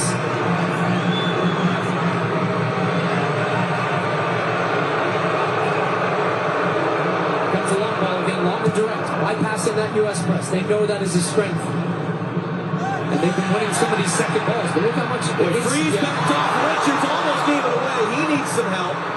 As the Ketelaar wrestled Ream off the initial ball in the air. Hudson was meaning that for Dest, but McKinney came to get it. But you understand now if you're the U.S. what they're doing. So this means now you need your center backs, your defenders, whoever's attacking the ball. Get a good starting position, win that header. You have to be aggressive. If you hesitate, you're going to get pinned. You're going to get that ball like that one, or it pops up. Chris Richards is now nervous going back to his own goal. You know what the opponent is doing. So it becomes a game about first and second balls. Should Pulisic. They get him going. Here's Alex Freeman. Now for Serginho Dest.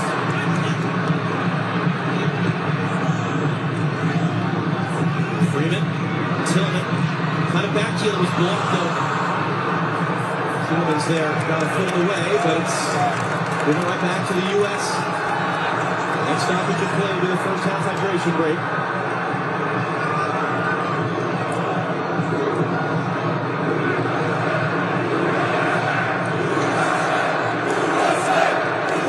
Lifted up there for Bellingham. Buckle the defender. Dest, they drive it inside of the It's a foul against Serginho Dest. Well, this will be interesting. I think he's going to think that Dest was pulling him with the left hand down as he was getting around the diaper. That takes us to our first half hydration break. Jonathan Ketelaar, this is his 7th career goal for his country. The difference maker right now here in Seattle in the round of 16 of the FIFA World Cup.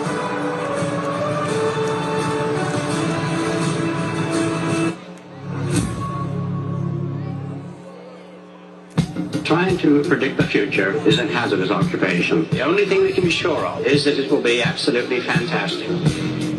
I'm thinking of the incredible breakthrough, the communication satellite. These things will make possible a world in which we can be in instant contact with each other, wherever we may be. When that time comes, the whole world will have shrunk to a point.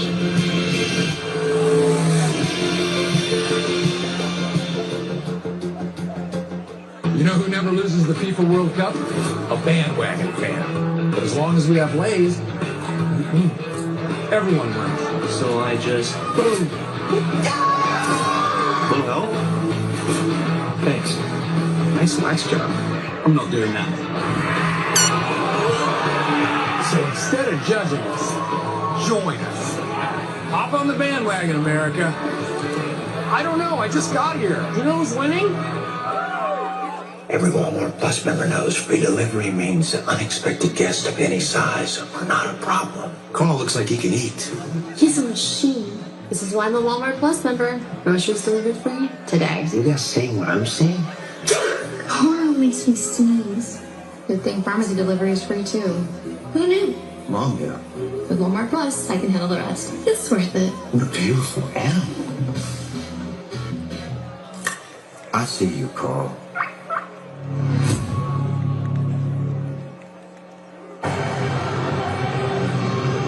Seattle warm in the sunshine, very comfortable in the shade. The U.S. bench just got pelted with one of the water sprinklers as they were going through this very important huddle during the hydration break.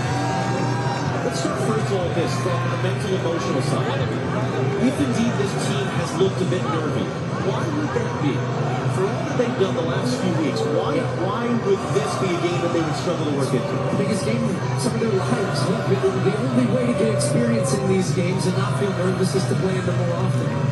World Cups are every 4 years. That's why when I look across the way at Belgium, as we said, these guys are playing at Champions League clubs, big clubs going far in European competitions. You play in big games. You don't feel that same type of way. And I think the U.S. looked just a little hesitant in the early stages, and then the game goes against you, then you concede an early goal. But that's done now. You're in the game. How do you respond from that? That's when you find out who's a lion, who's going to stand up and be counted on and don't be a sheep. And I think these guys have got it in them. But they need a spell to believe in themselves once again of what this team can do. But I am early stages here. I want to see how the U.S. is going to adjust out of that hydration break and what intensity they bring to swing that back on Belgium a little bit. They need a spell, they need a spark.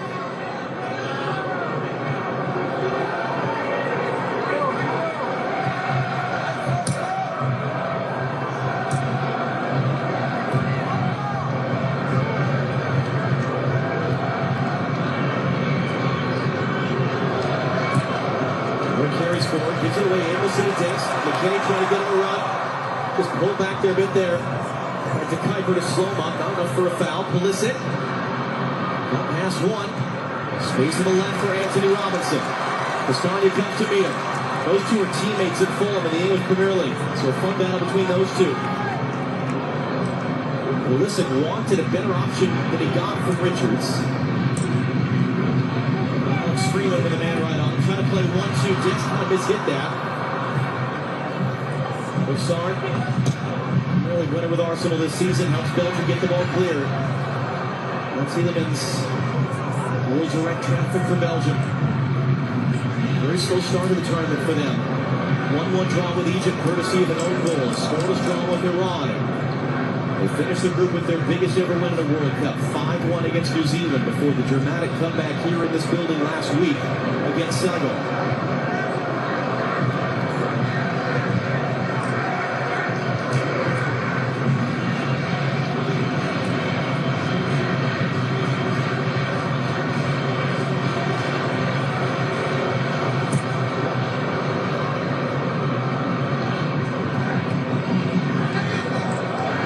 Goal the second time there. De Ketelaere was the only one who knew that ball had just gone straight up in the air. He's able to steer wide for Luca Bacchio.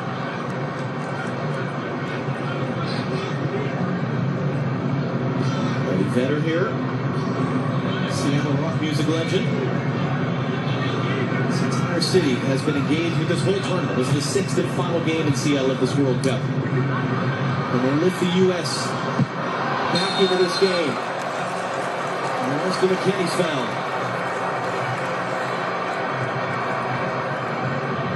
Tricky game for this referee. Adam Makambe, 39 years old from Jordan. He's the first Jordanian center referee in World Cup history. He and his crew have been highly thought of. They're the first crew to have been given a fourth game at this tournament. But there's going to be an extreme amount of scrutiny on him and his decisions, he and his assistants, and the video assistant referee from Qatar, because of Everything that's happened in the last 36 hours has led to Phil Balogun being on his feet. A little change on scene. Tyler Adams, familiar screen.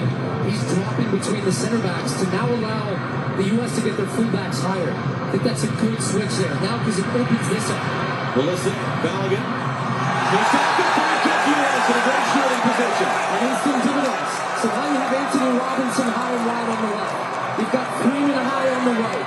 Now we've got your creative players coming underneath a little bit. So Pulisic finds a good spot, looks for the combination with Balogun. His back-to-goal play has been terrific. A little bit of play on the back.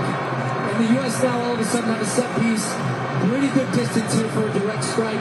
And I would imagine Malik Tillman, who stuck his last free kick in the top corner, will be standing over this one again. On the same field with that man, Josie Altidore once scored a free kick goal for the U.S. It was the first free kick goal in a World Cup for the U.S. since 1994. Slightly different goalkeeper this time. Thibaut Courtois, one of the best in the world, 6'6", huge wingspan. Listen to the crowd come to life here.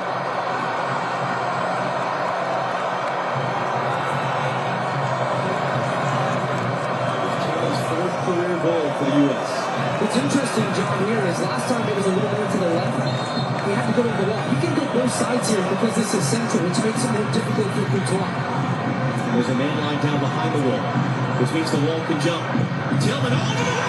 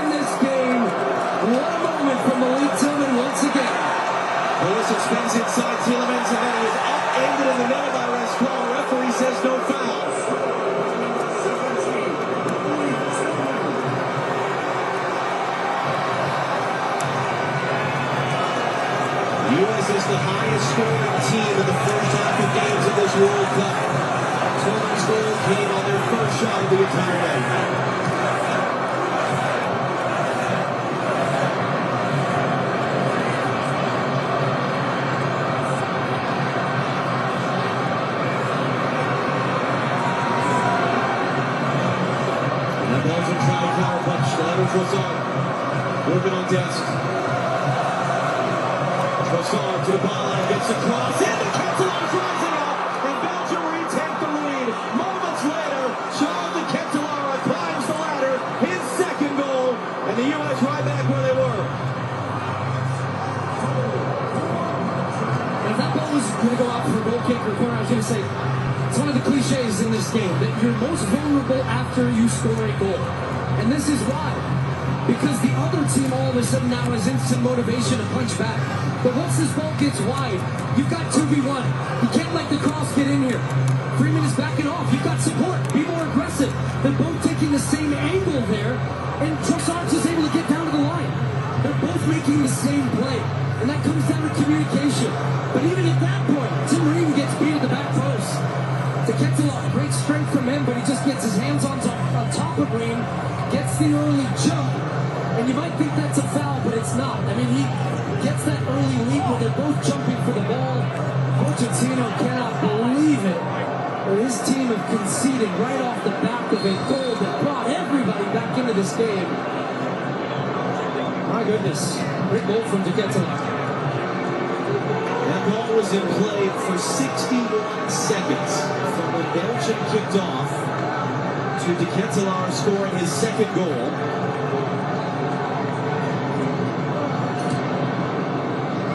Now exactly that. This crowd, these players have to get their energy back. Freeman's going to chase that down as it was out of bounds. Freeman crossing in, knocked down there. No one's a blue shirt nearby. Just on the garment of shade. McKinney goes flying through. Belgian bench goes berserk.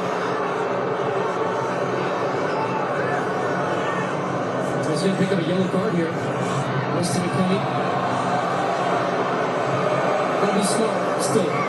Now there's a lot of emotions, a lot of intensity. And he's just a touch late. That is a yellow card tackle from McKinney. Cleans him out.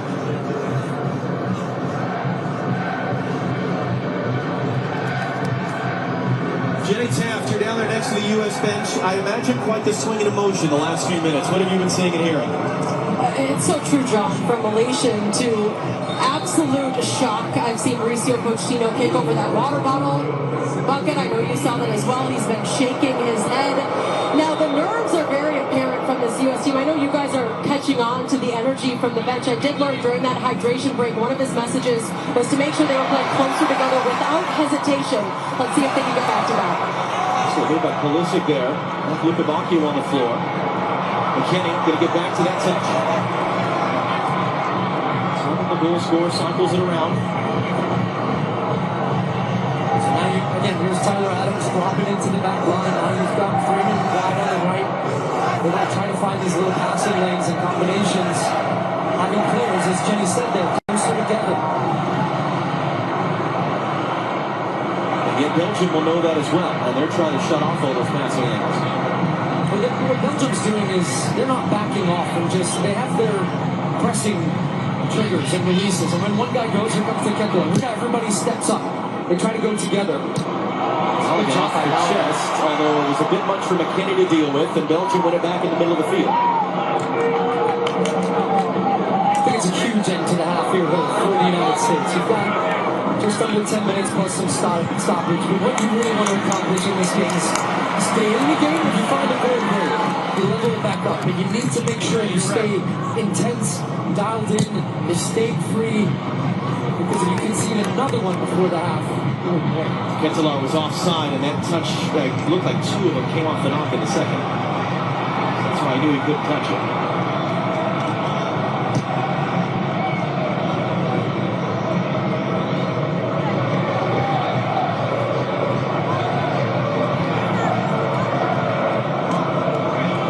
It is everything that players like Christian Pulisic have been building to their entire life.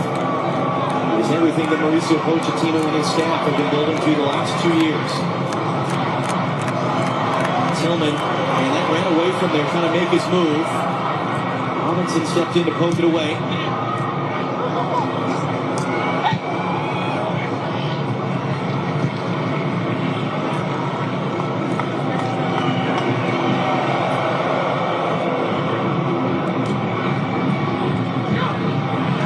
Okay, 1v3.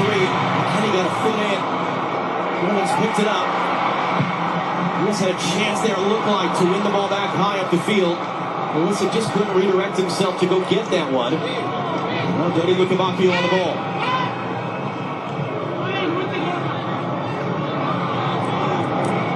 Scarlett got the assist in the opener, rolls it forward. Overloading that right side of the field. They've only got Trossard on this left side right now. They are putting a lot of pressure down the U.S.'s left, which is, they want Pulisic back defending, forcing him to defend.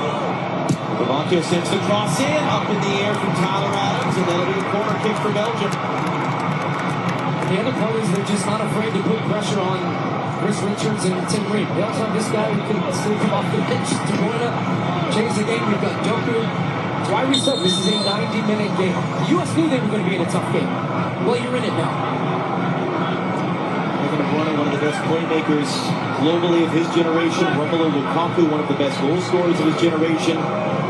Jeremy Doku, one of the best wingers of this present generation. All on Belgium's bench.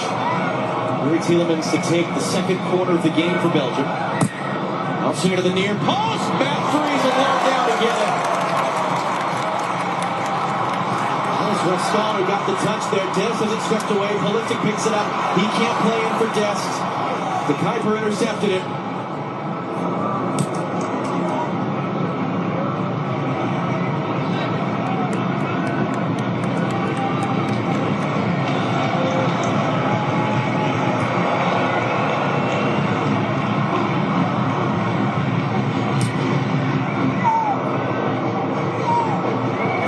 Works the header. Alexander recovered.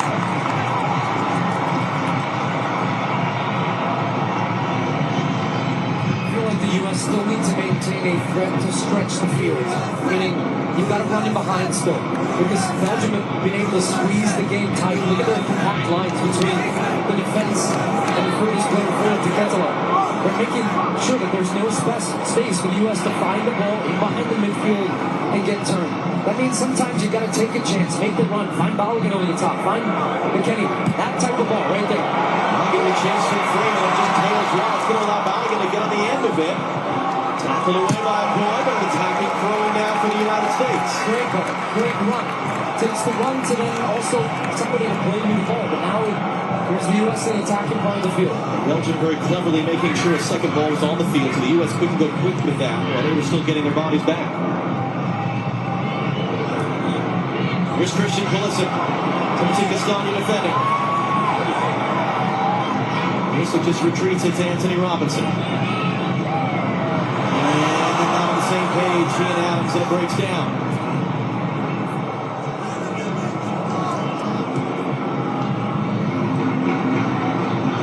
Just been a little off in this first half. Christian Pulisic, he looks like he's lacking a bit of confidence to take his guy on aggressively, to play. He's just second guessing, taking an extra touch, losing the ball. He's lost 4 dribbles so far. And that's okay, you're going to lose some of them, but you still have the confidence to go again and again and again. But you have to keep your defender on his heels a little bit by taking him on with an aggression and knowing yourself that you can beat that man off the dribble. Because as you said in the pregame, for the U.S. to win this game, they need a big night. They need a signature night from their signature star, Christian Pulisic. That's stars plural. I mean, that has been the case for this team, but you do need your difference makers to make a difference in games like this. That's a foul, and the opinion of the referee committed by Chris Richards.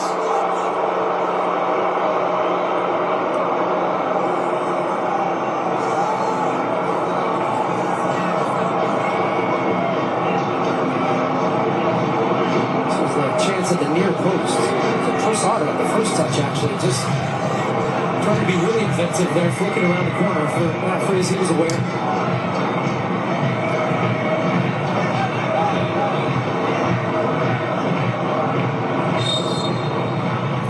Defend this free kick.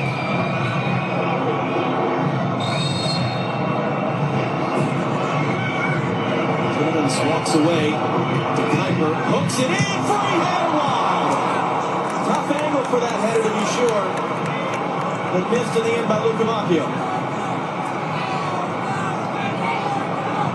And everybody who's onside, Chris Richards drops. It's just, there's a little bit of miscommunication there from the U.S.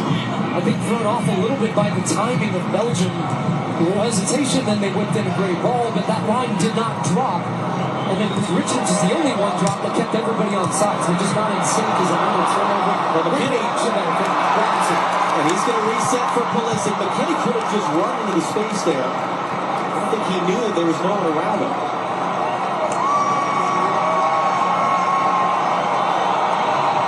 Pulisic, McKennie. McKennie's able to recover it. Anthony Robinson now. Limits cuts him off.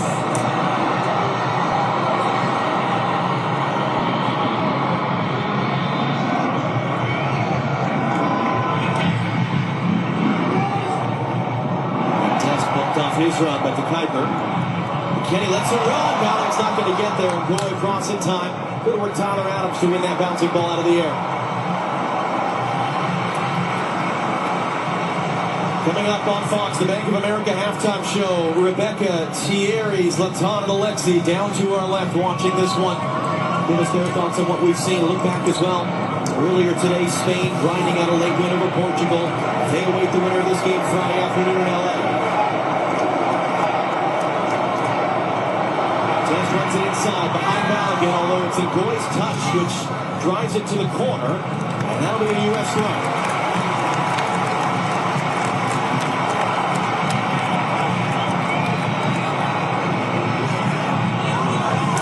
States now, the top scoring team from dead ball situations at this tournament. 5 goals in total, 1 more than Argentina. Everybody back for for Belgium to defend this. They've got all 11 players inside the box. Now, Richards is in front of Courtois. We've seen this often where players, attacking players, try to get around the goalkeeper. The referee is saying, look, I've warned you. If you make contact, we've seen this often called a foul. Try to be a nuisance, but if you make a touch, you're going to give away a foul instantly and kill the attacking opportunity. Nolan gets it in the box. Richards is knocked out. It's going to be out for a corner. Took a touch of a Belgian defender. First corner of the game for the U.S. And they're trying to claim it did not take the touch, so we'll see if this gets changed. But the U.S. doing a good job winning. The first ball is Alex Freeman. I thought it was Balo going to put it over the top of the bar, but it was hard to see if it took any type of touch. They're still holding this, so they're still trying to see if this should be a goal kick or the corner.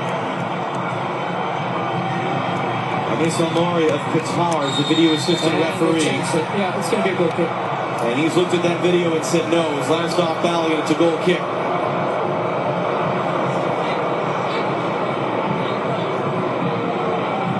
There will be 6 added minutes at the end of this first half. Hydration break and a couple of injury concerns as well. Get a good look at the Spalligan. It was almost interesting to spin on the ball, whether it did take a defensive touch, but they reviewed that one completely. Richard, strong header there. Was able to play it wide. Good tackle on the outside by Castani to keep it away from Pulisic, and now a long switch onto the near side towards Trossard. Freeman wins the header.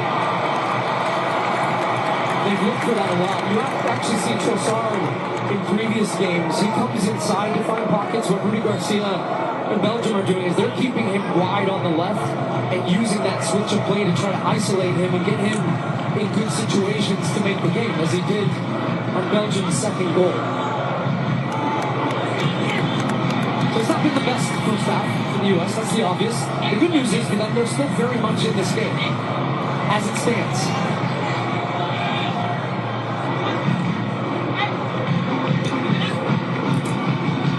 Richards got a touch to that one. Des slow to react. Cross blocked by Freeman. Ball's out of play. Assistant referee's put his flag up.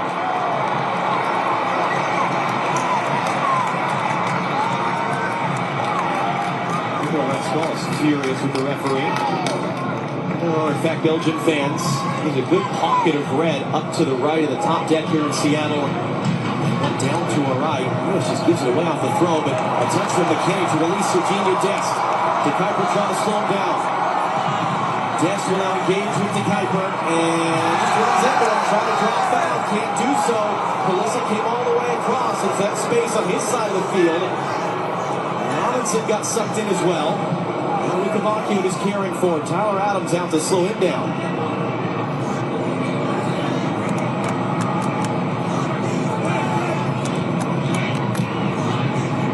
He's got to go out and defend Castagna now.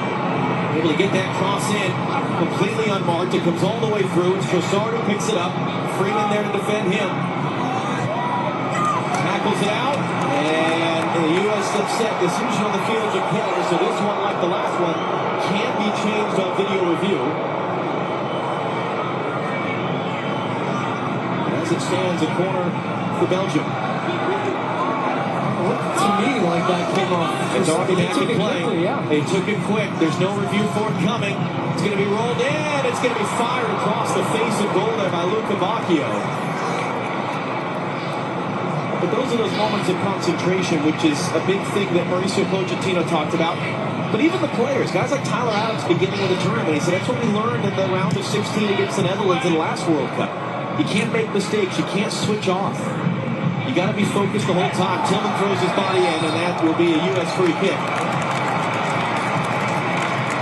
Because the U.S. was right in that game with the Netherlands in the first half, and they fell asleep right at the end of the half and let it a goal. It's going to take a monster second half performance from this group against a top 10 European team, top 10 global team. Tillman, Bellingham, can he get there? It's not really dealt with by Courtois.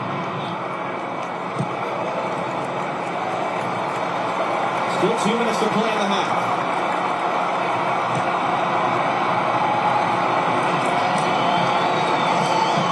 Anthony Robinson. to go forward.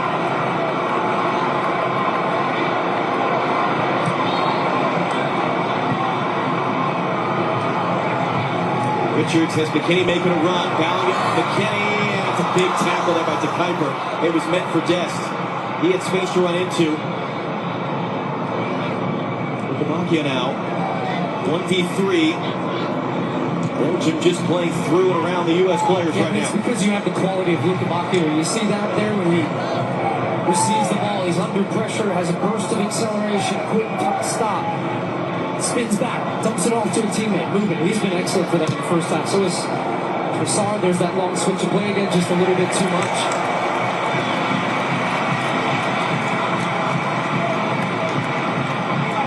Rudy Garcia was getting annoyed at a certain point yesterday about the questions involving Balogun and said, listen, it's about the game on the field. The only thing that matters for us is that we advance.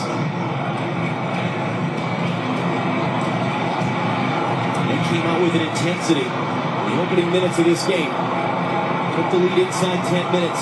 Reed took the lead a little over a minute after the game kicked off for Tillman's goal.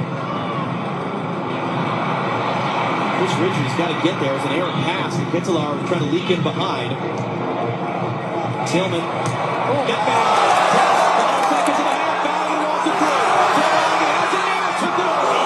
And now the U.S. with the final play of the first half will indeed have their first corner kick of the first half. And that's what we've been seeing all tournament. Tillman again, so smooth. Gets a little nutmeg. And Balogun at the end of this, I think he's trying to square it to Pulisic. Pulisic made a good run at the near post. He even had Anthony Robinson at the back post. But a chance here, right at the end of the first half, to change the entire mood inside the stadium, but more importantly, inside that team. If you can find a goal in this situation, Belgium have looked susceptible at the back post throughout this tournament. Pulisic sends it in. That's not going to get it done. An easy catch for Thibaut Courtois, and that is how the first half comes to a close. Work to do for the United States, but they've got a tremendous crowd behind them to help them. Rebecca Lowe and company on the other side of the break. 45 minutes down, 45 to go in Seattle. Belgium 2, the United States 1.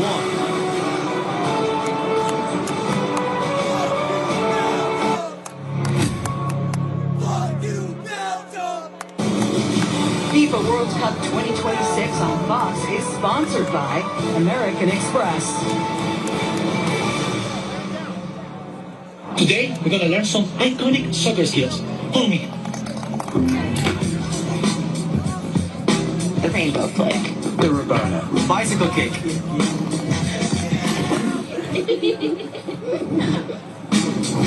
You gotta channel your inner ninja. I love this colorway.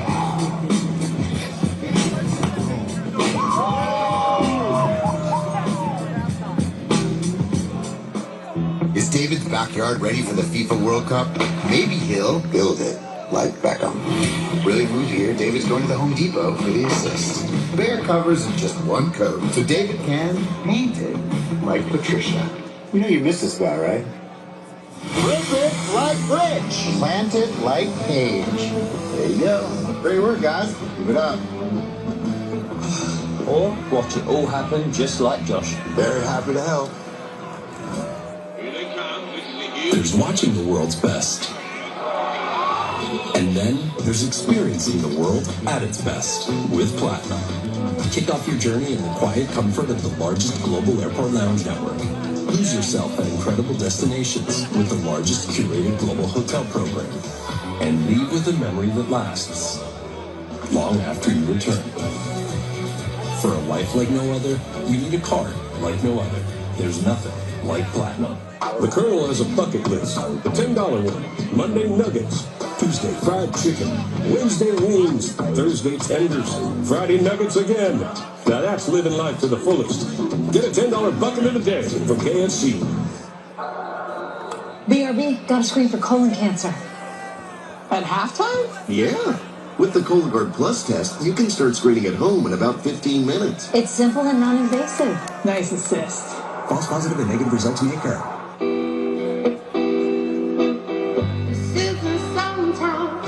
There is always.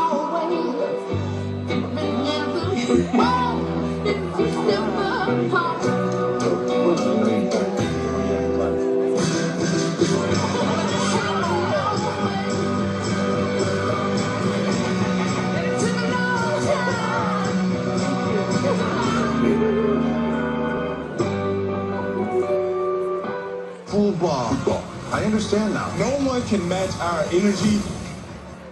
Welcome to the show that nobody wants to win. What did the itsy bitsy spider climb up?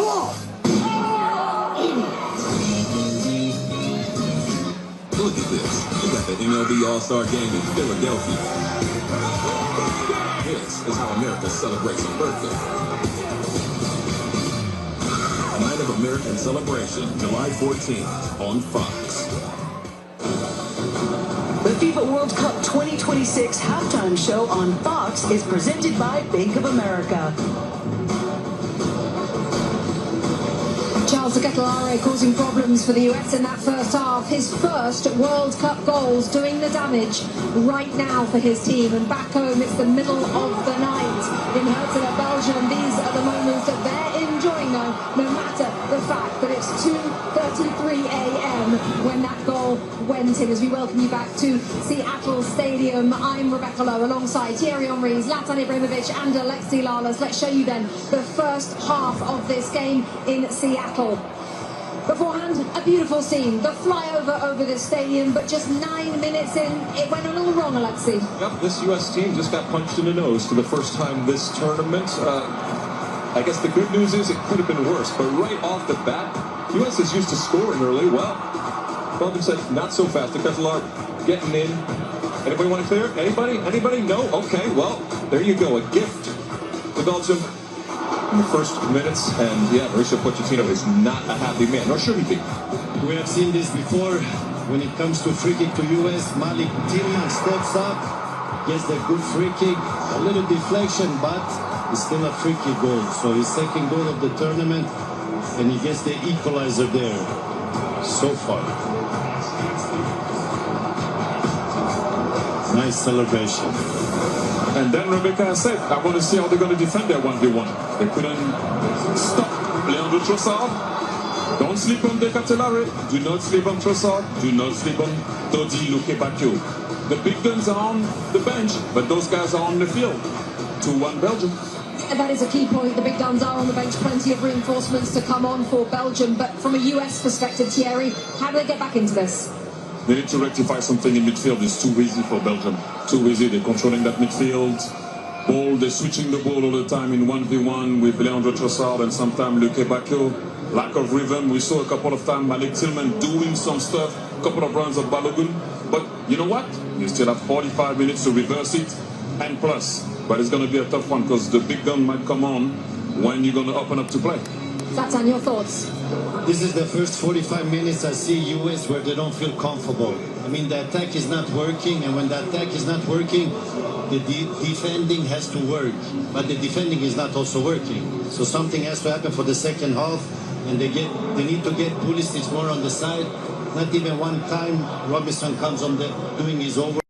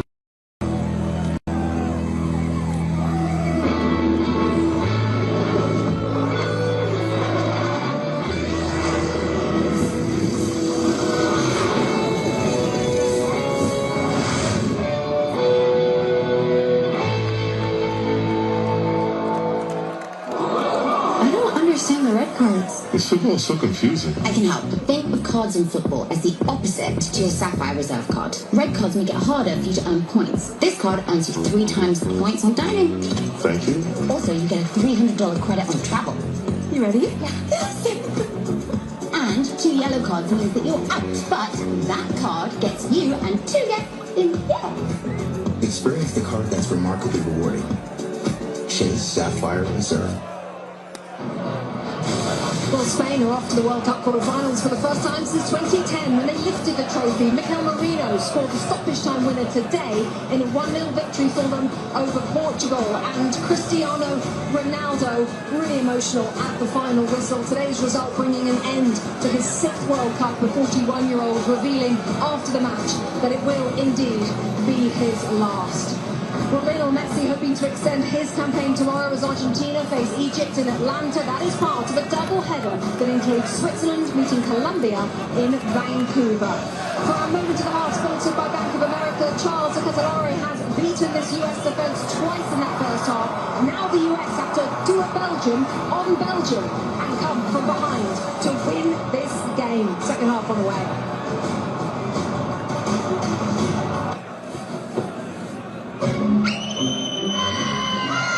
Children are expressing their disappointment after the tooth fairy failed to collect their teeth. No fair fairy. Not just the kids, you know. No word from the tooth fairy. What can she be doing? Introducing QuickBooks with Intuit Intelligence. Ask questions to get instant answers and real-time insights that can grow your business. So whatever's holding you back, outdo it with Intuit QuickBooks. From what we raise on the flagpole to what we raise in our hand, we've earned these stripes. Superior is brewed here. Michelob Ultra, proud sponsor of the U.S. men's national soccer team. Our journey started 160 years ago because it's the devotion of fans that keeps this country moving. And across every mile, every engine, and every dream, we've protected them all.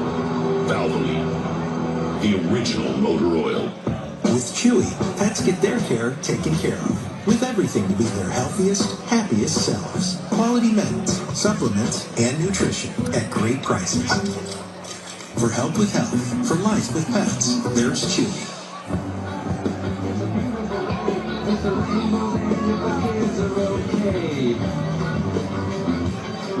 Get 0.9% APR financing or a $3,500 customer bonus on a new 2026 Atlas. What would you like the power to do? Ask it. Like you always have. Like you always have. Even when others counted you out. Ask it. Keep asking. And inspire the next generation to ask it too. Bank of America champions everyone who dares to ask. What would you like the power to do? Running a little behind today, huh? You want me to get back there and start pulling some teeth? Waiting rooms. They can be tough for young homeowners turning into their parents. What are you here for today? Just to clean. Just to clean. In and out. Easy peasy. Impacted tooth over here. I don't know if you can see it. All right, let's just sit quietly and wait for our call. Gotcha. I'm what they call a grinder. Yeah. Progressive can't save you from becoming your parents, but we can save you money when you bundle home and auto with us. I have abnormally large tonsils.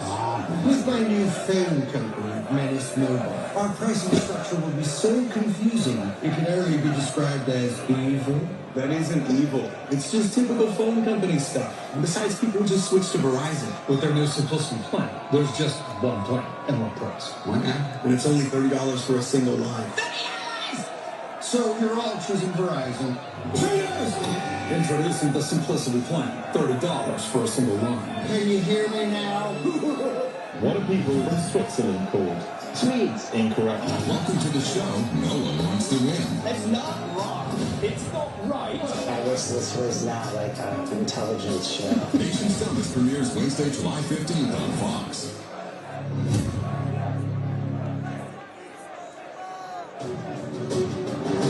FIFA World Cup 2026 on Fox is presented by the Home Depot. Just a shot from a few moments ago, you can see Mauricio Pochettino talking with Nick Tillman, the player who, of course, got the United States back on level terms during that first half. A few thoughts about this second match. 2-1 as things stand because of that man, Charles de Cavallari, with both goals. Belgium lead the United States. Spain awaiting in the quarterfinals. Real quick, Alexi Lalish, your thoughts for the second half of what? Those are preventable goals. Thierry mentioned the midfield. The U.S. is getting overrun in the midfield. We just saw Pochettino talking to Tillman. Maybe he's telling him that's something. And that right-hand side of the U.S. with Destin Freeman, that was a bad half by them. But he's sticking with it. And you just saw a shot there with Christian Pulisic. Zlatan wanting more from Pulisic in the second half. Where Balogun up top, 10 touches from him, the fewest of any player on the pitch. Thierry? I don't know, 10 touches against Brazil also in the first half. That doesn't mean anything. Put the ball in the box for him and score. There you go. All he needs is one. Erling Haaland will tell you that as well. Let's get you back to your commentary team. More from Alexi, Zlatan and Thierry at full time. Joshua, Stu Holman, Gio Reyna's coming up. Oh, yes, indeed, Rebecca. We've been watching the last few minutes as Gio Reyna had been with the starting group coming out of the locker room. We do not see Serginho just on the field right now, so we'll wait for the board to come up.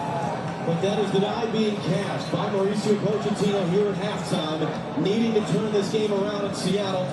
Gio Reyna, who scored that wonderful goal to put the punctuation mark in the opening night win against Paraguay. He replaces Serginho Dest at halftime here in Seattle.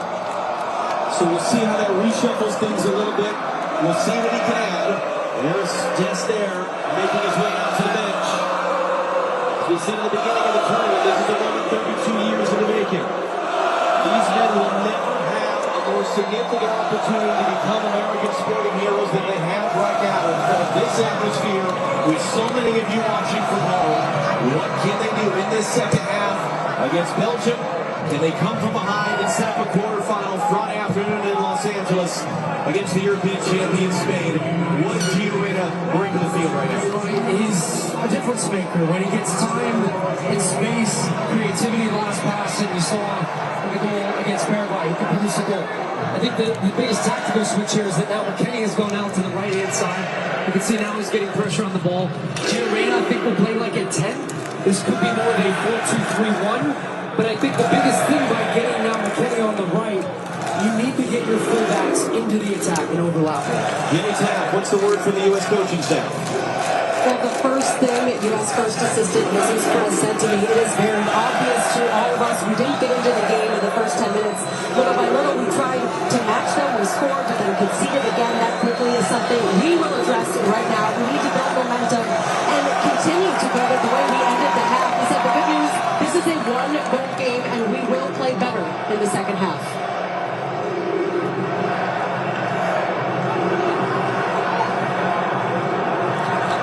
Pulisic lost control of it, but good pressure to win it back as a throw-in.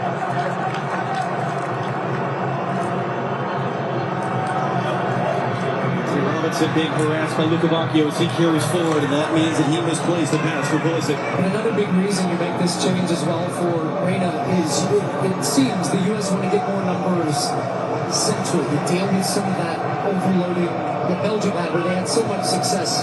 Time, pressure, movement on the ball. That's going to be a foul for the U.S. And I think it's just to give them more options in possession, which is something that you really didn't have in the first half. More pressure for Belgium. Now Freeman instantly top of your screen. He's wide. You got the run from McKennie. Comes inside, Weston McKennie can't get it cleanly. Pulisic is there. Couldn't get it cleanly. It's still loose. And first to recover it is Vanaku for Belgium. It's a good look though with that ball in.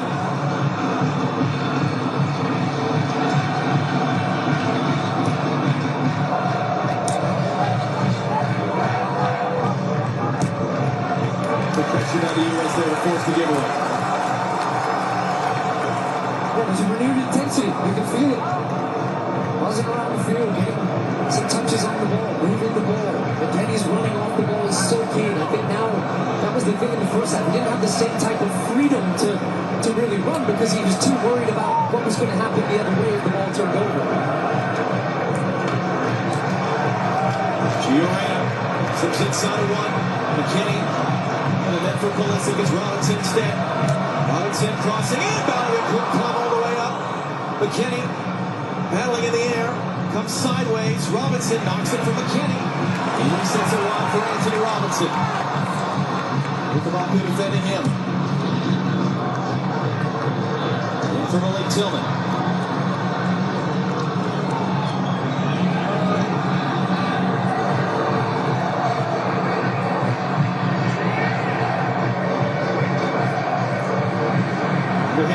Richards just had to play safe and lumps along, and it's a good spell for the U.S. though.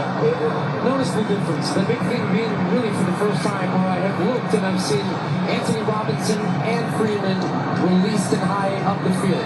Now they didn't create anything in that second one, but those are the situations we've been used to seeing the U.S. throughout this tournament. This is a part of the game right here though that I think they could be much better at in the first half, which is winning the first and then the second ball. Because now you stop Belgium being able to pick up the ball in your half and let them play. And that wasn't a foul. Tillman just fell down. Freeze alert to come down in front of Trossard.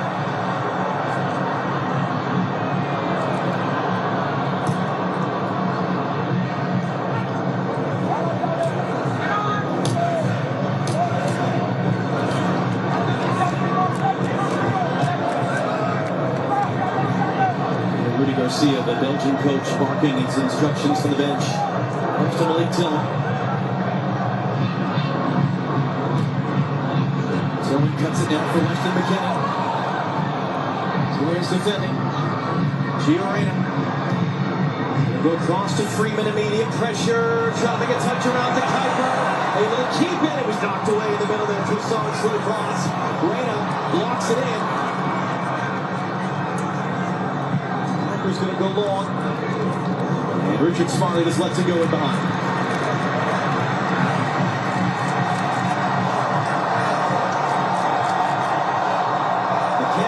Pressure, got tripped up off the ball. No foul though. Quick ball the other way. Lukabaku isolated with Green. Adams coming to help support. Belgium flooding numbers forward. Lukabaku to the byline. Green blocks the cross. That's for a goal. Yeah, good job by Tim Green. These are going to be very important moments throughout the game because as you start to attack, as you start to get more aggressive, releasing players into the attack, it leaves you more exposed the other way. So it's this fine balance. You're asking more of your defenders now. Chris Richards, Tim Reed, 1v1 defending. Going to be very big as we adjust the points smashing into that. Those things hurt by the points. Yeah. We saw a really unfortunate incident just yesterday with Jordan Henderson trying to leap over one of those and fracturing his wrist. They are not cushioned at all.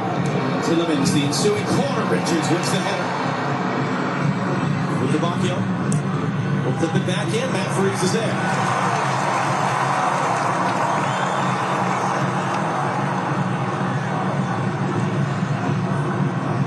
Three saves in the first half, as many as he had the entire game Wednesday in Santa Clara against Bosnia and Herzegovina. Able to move it along quickly in front of Ketelar.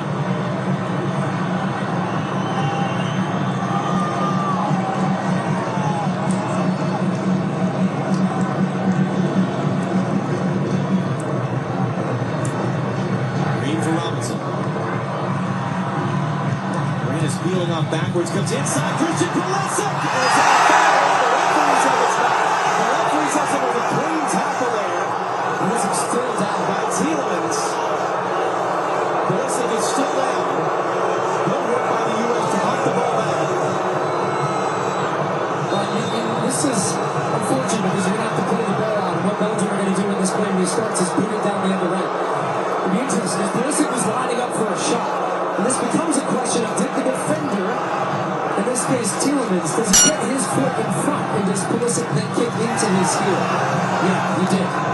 As much as I'd like that to be a foul, Pulisic actually swings his leg into the back of Tillemans, and it was hard to see if there was any touch of the leg of Pulisic before he got to that point as he's swinging it. But at least on that replay there, it looked like that was a good defensive play.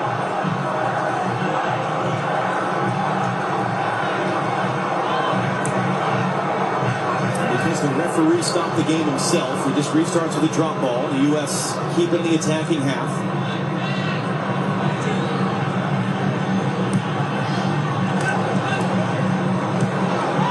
Richards and Adams and Reed got to be so sure and secure in these types of moments. That triangle is going to be key, both in possession and then against the ball. Maligan, and he's wrestled to the ground. Robinson picks up the loose ball. He's bumped off the net.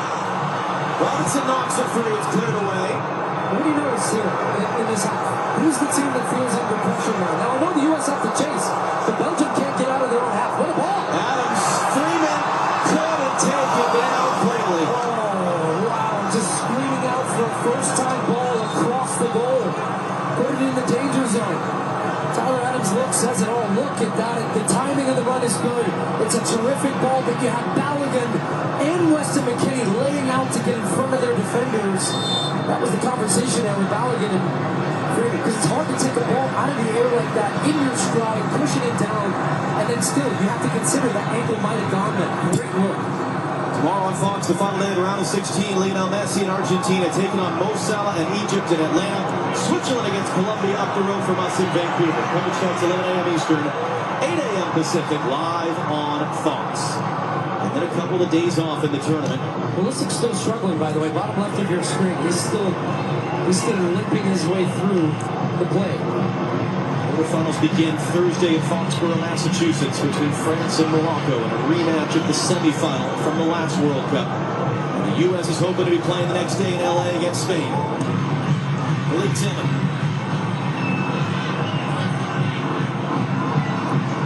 Inside for Adams. Gio Reyna wants it. Gio Reyna has it. Scoops it up. That's Balogun tracking. That was trying to keep it in play. He did not. It's out for a goal kick. He just kind of, the ball got chipped over by Reyna. He loses sight of it a little bit, trying to judge the flight of it. Some U.S. legends again. We didn't give Kelly O'Hara a shout out because they cut away too quickly last time. Willie's got a different feel to it as well than here. I think even as I said in the first half, there was a little bit of a nervousness to the environment, but not now. Even as the U.S. are moving forward, I'm looking down below. Nobody's sitting down. This crowd is engaged. Now take advantage of this momentum of the U.S. Keep putting pressure. Do not back off. Because look at that, Belgium, because there's the extra advantage in the middle, they've lost their ability to get the same type of pressure. Jenny, what more can you add on Pulisic right now?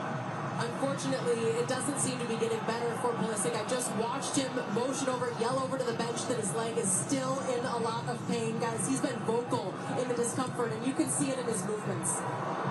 Yeah, he's not going well. He's limping as he reached out for that ball. He's been limited at this tournament to the kick to the calf in the days before the Paraguay game. Was subbed off at halftime. Did not play in the next one. Biggest game of his life. He's the big star of this team, but as we said, he had a signature game for the United States. This was that moment, and this was that opportunity. And it looks like, once again, the injury issues that have dogged Pulisic throughout his career. Also, I would say, if you're struggling, go down. And if you're not going to continue playing, let's get this stuff going and moving. It looks like Berhalter is the one who's... Richards beaten out of the air. Freeze has got to get there and deal with it. He takes it down off the chest. DeCatalo knocks it away. Tim Reed can't block it. And unless video review says this is a foul from behind on Reed, it is a disastrous third goal to concede to Belgium.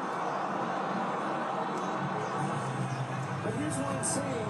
I'm not saying this is the reason for the goal, but if you're hurt, go down. You make the sub, the ref stops the play. You're playing a man light, essentially, because you're limping around out there. But this just is a mistake in the back. It's a long ball over the top. Freeze takes the first touch calmly, then he gets hit, just a little hesitant, tries to play out of it. As you'll see, long ball, route one. It's been pretty consistent for Belgium, but you're in a good spot here. Put it out. Takes a touch, hesitates on the left foot, doesn't want to hit it, and then Reeves trying to backtrack, do what he can to block the goal. Just an absolute disaster for the United States. Two goals that have come off mistakes. I don't know why he hesitated. He felt he was going to get contact from DeCatalo in the back, who was going to try to make a challenge. Then he's out of his goal. You can't use your hands there. And Tim Ream just off balance, trying to do what he can there. And deflects it into the back of the net. United States 1, Belgium 3. Armzanoku came on for an injury in the first half when Onana went off.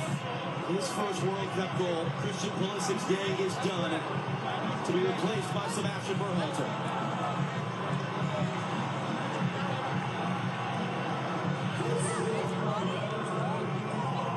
Now, if there's any guy you can think of to come off the bench and provide a spark, provide energy, give everything of himself for the cause, it's Sebastian Berhalter, son of the former coach Greg Berhalter.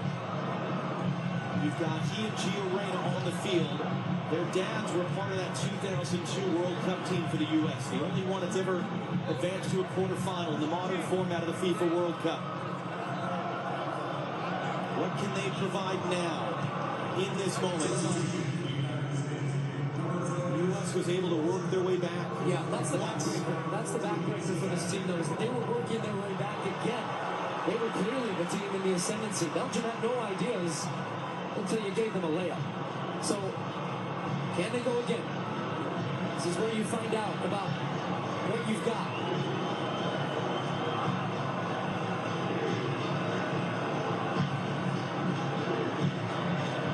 It's Berhalter's first touch, and tough one for Green to handle. Scan the QR code on your screen. Vote for the Michelob Ultra Superior Player of the Match. We'll look at Christian Pulisic.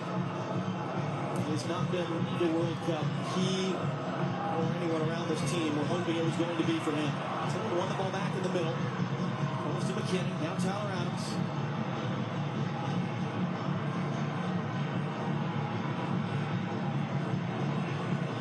Pulisic is hoping that his teammates can lift their way back into this and give him an opportunity to get back on the field in another game.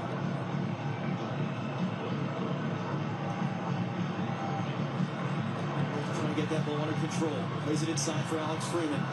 Taken off it by Tielemans. They're off to Chase and long ball to Ketelaar and Chase. Ream has the angle. And Free's not messing around. Spell won the initial header. And with a half an hour to go, it's a Belgian team that understands 2-goal leads are never safe. Senegal were up 2 goals with 5 minutes to play in this building on Wednesday afternoon. Belgium scored twice inside of 3 minutes to force extra time. Won it with the final kick of extra time. The U.S. have that same belief. Why not us? That's been the cry from this team this whole tournament.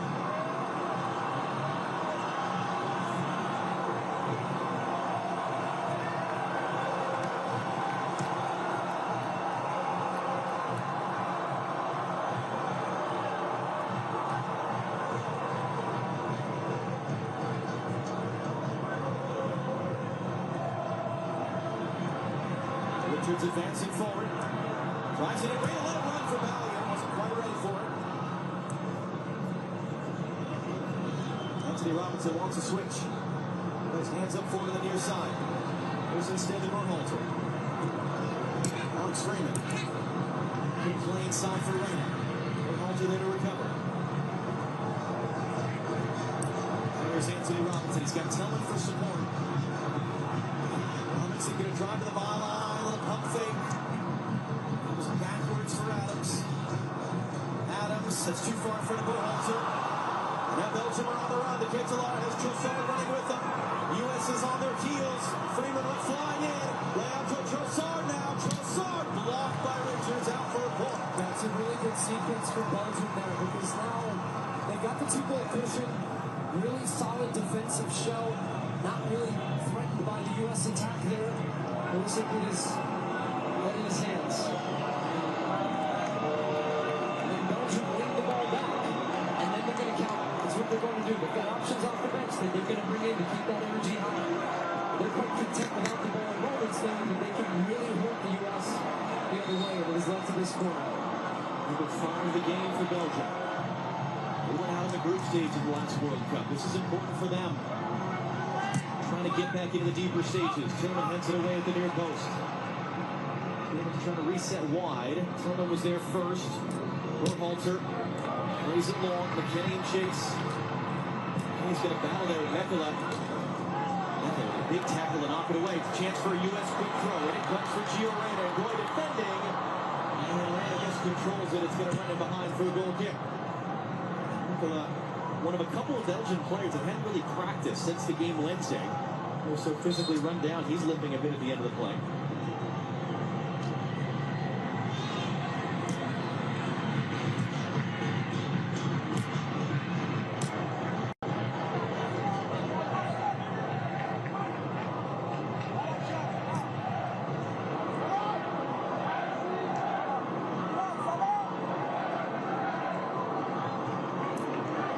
Leaking forward here.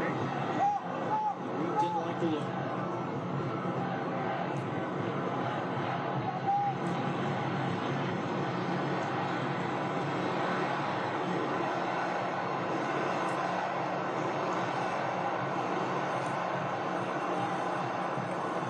Some good point threaded in for Reyna, but a U.S. throw. They're going to go in deep to Maligan. Roy defending. Maligan for Reyna. The target in the box there. Because Maligan threw all the way out wide. So they recycle to the other side. And they're just trying to, Belgium are just trying to bait you into playing that one pass that you think you could force in. Because you do have to start taking risks. You're down 2 goals. You're chasing the game.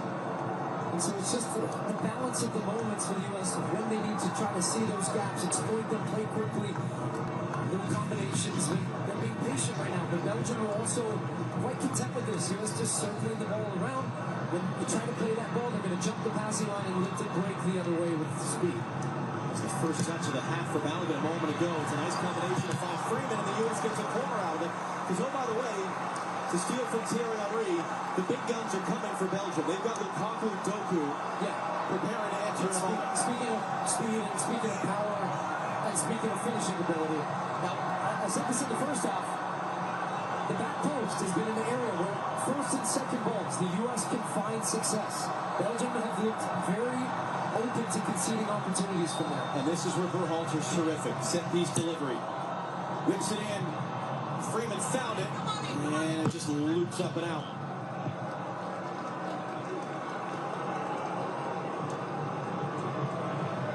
But yes, to your point, you've got Lukaku coming off for his 131st appearance. He's scored 92 goals. This one, Vanaken ends up right at his feet. Good pressure from De Ketelaere. It really wasn't the best of strikes. I thought he was going to try to lob it over, but he saw Ream scrambling back. But it's a difficult one if you're Ream because you're caught in trying to keep your body open to the play while still trying to make a play on it on one foot. But he just misplayed the clearance straight in the back of the net. What a game for De Ketelaere. 2 goals and an assist now. He's been involved in all 3 from the byline. A missing cross. And Luca Bacchio.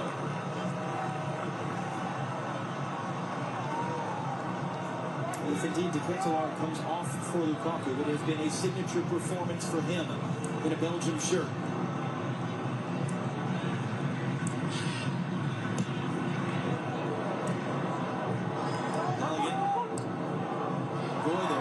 Wrestle Tillman, and the referee will indeed give it as a free kick for the U.S.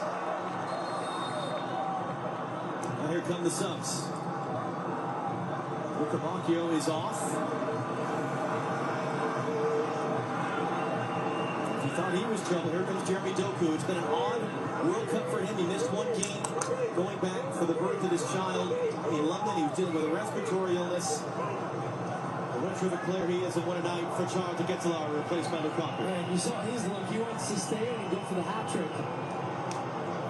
Just beats Ream to that ball. He wanted it more. So he's attacking it, gets the momentum heading towards it, hands on the back of him.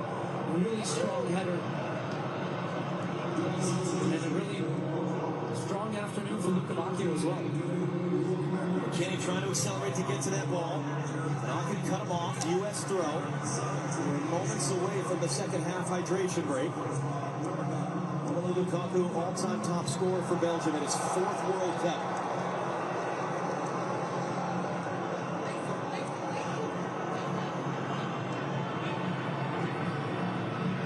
He's been limited so significantly by injuries this year. When he started in the group stage, it was his first start in a year. He'd only ever come off the bench in his handful of appearances for his club Napoli this season.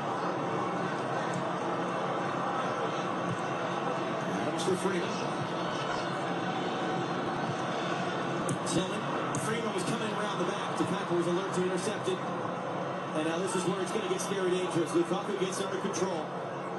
Tillmans, and Tillman just wipes him out.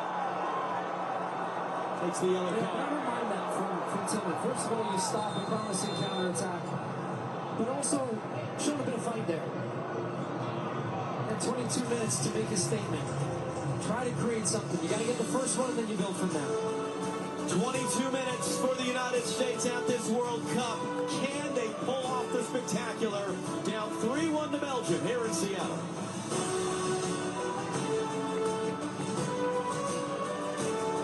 This is quite a game. It'll be a free kick.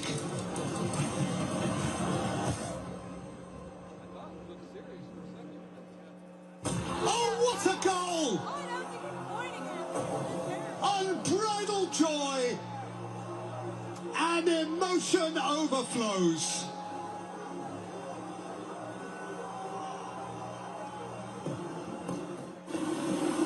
Well, there's a lot of infection in there, Timmy. You're doing really well. Are you feeling anything? Coffee. I don't understand, but this is going very well, huh? Coffee. Coffee? Coffee. Coffee. Coffee? Coffee? What's coffee? Okay, here's the deal. This game is 3-on-3. Who we playing? It's a local crew. I'm flying. Hey! This local crew, they haven't lost since 1996. They beat everyone who showed up. The guys who play in jeans, the always skins. Honestly, respect. The techers, the trash talkers, even the bruisers. Anyone, anytime. They would take them down. First three? This doesn't seem right. It's 100% true. Mostly.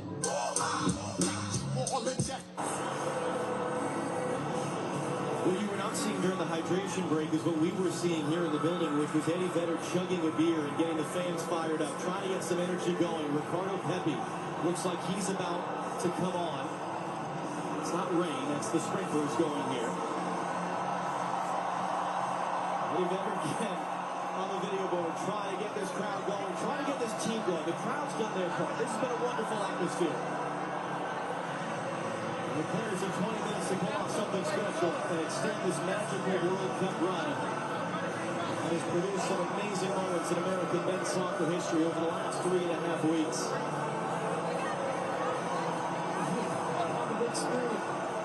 If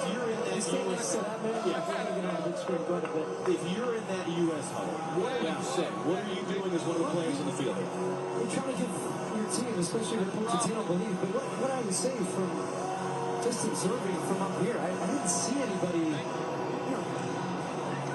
gesticulating and trying to rile the guys up. It just feels flat, quite honestly. And that's come because I think of the way they've conceded the goals.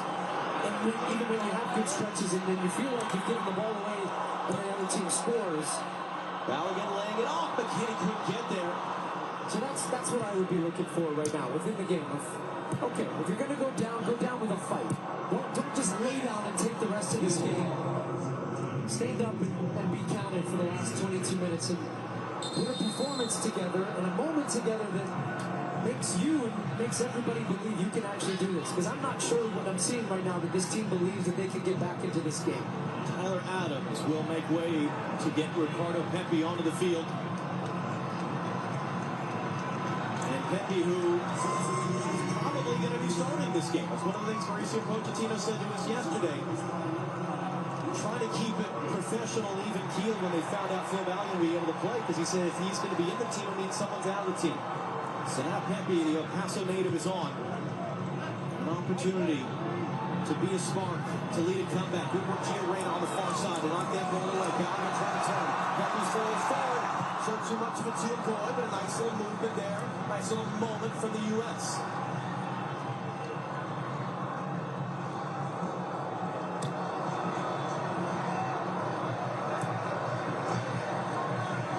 Against his club teammate, Castano puts it in. Tillman couldn't take it cleanly. Now these moments are key. Belgium have Doku and Lukaku up front. Reem just did enough. steer back to that freeze.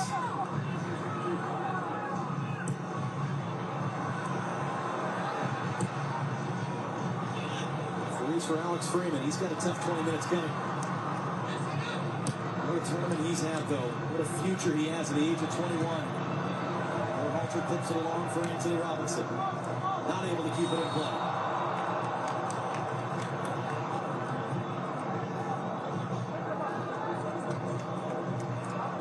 We can dig deep here in these moments, given the opportunity.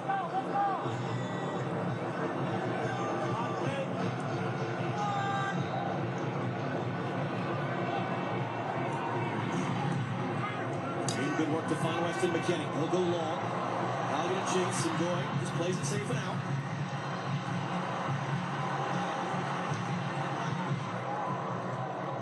Nick Tillman has the U.S. goal today. Just trying to play it off the defender, win a corner. It bounced the wrong way. Now the U.S. trying to hunt this ball back right now. And it's a foul.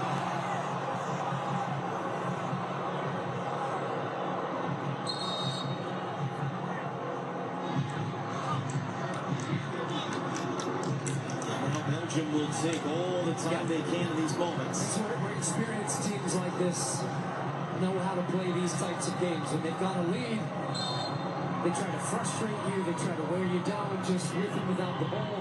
Take your time on different situations like this, move up. They're going to try to grind you down and now deliver the knockout blow. Lukaku wants the header, Goku wins the ball, Freeman wins the battle. Goal kick is the decision of the referee. Should just put this ball back in play before anyone changes their mind. Yeah, Goku was right. Should have been a corner, but they've got the ball back. Burhalter is trying to jam that in there for the men up front. That pass there, U.S. throw. Quarter hour to go in Seattle.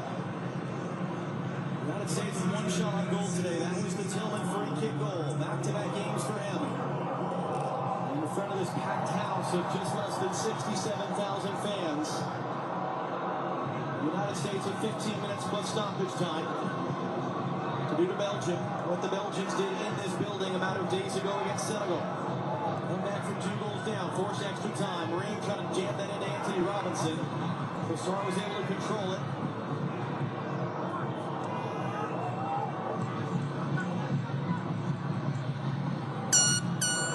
Robinson catching his club teammate Timothy Castagna there. And they'll just jog away. Free kick Belgium and Castagna's down.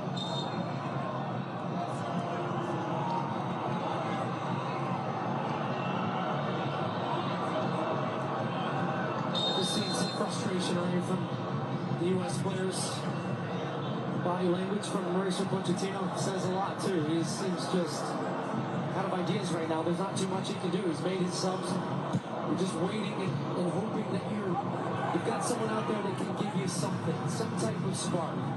Maybe it's a set piece. Maybe it's... this guy has been phenomenal all time. Tillman has been terrific. We need him tonight. Again, he's been a player out there that I can still say can hold his head high. He's doing what he can. German-born to an American serviceman father, raised though by a single mother, Anya. Elected to play for the United States, having played for Germany youth levels. That ball's out of play though. Someone couldn't keep it in.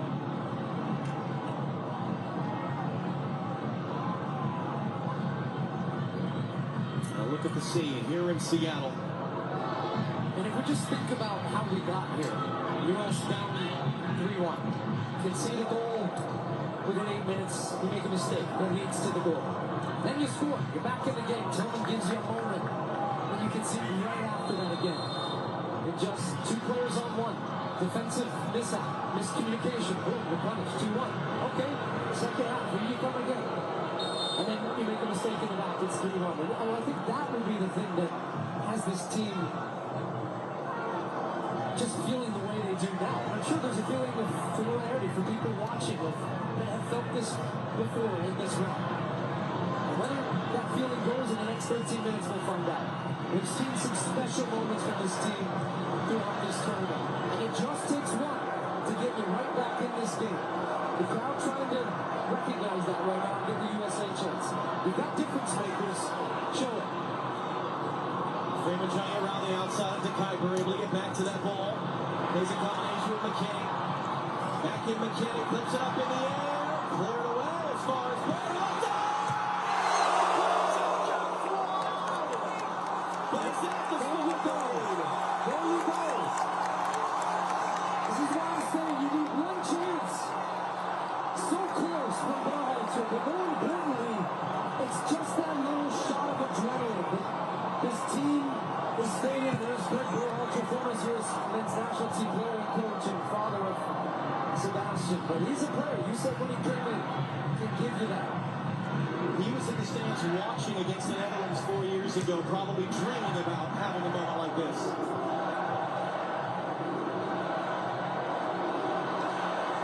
McKinney first to the loose ball. Knocked away from behind. No, it's a Belgian throw. McKinney's going to get up.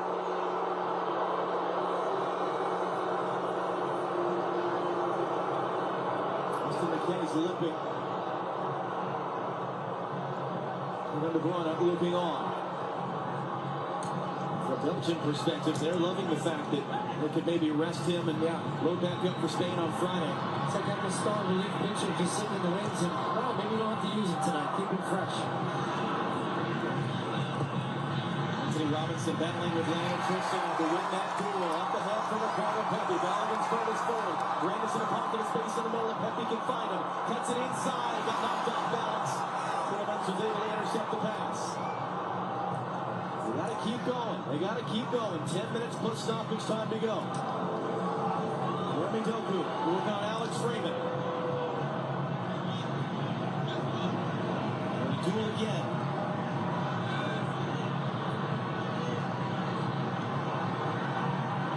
And that's a foul on McKinney.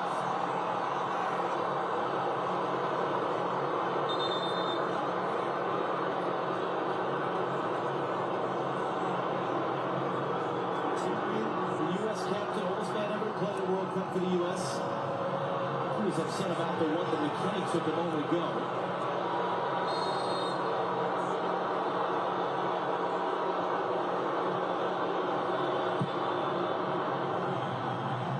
I'm going to sail all the way out past Trossard.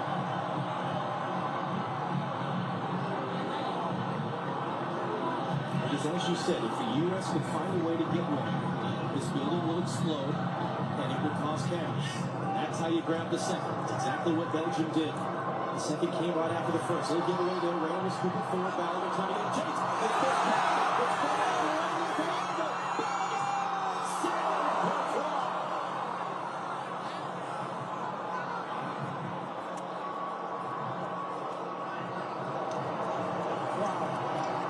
Courtois makes a good save. Because Bellingham has a look up. He was by himself.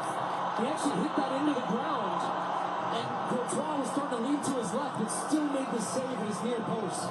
Was not going to get beat there. First save of the game, Thibaut Courtois.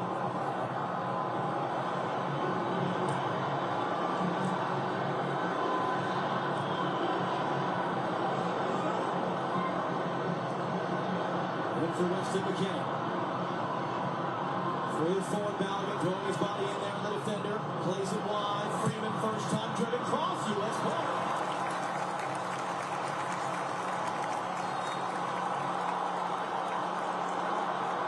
Timmons himself the referee right now. Well, exchanging words with the Kuiper. The Kuiper's getting a warning here from the referee because he took the ball and tried to delay time. It's going to be important for the ref to manage that type of time wasting. This game in this referee's crew's life as well. Number 16 at the World Cup, big moment for them. Sebastian Berhalter to take. Stop sideways, and Courtois will come to get in front of Richards. Halligan was up for it.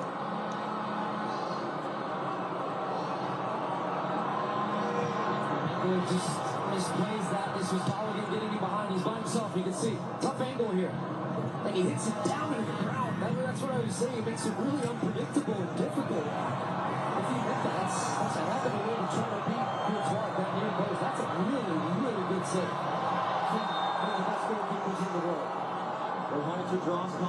wins a free kick.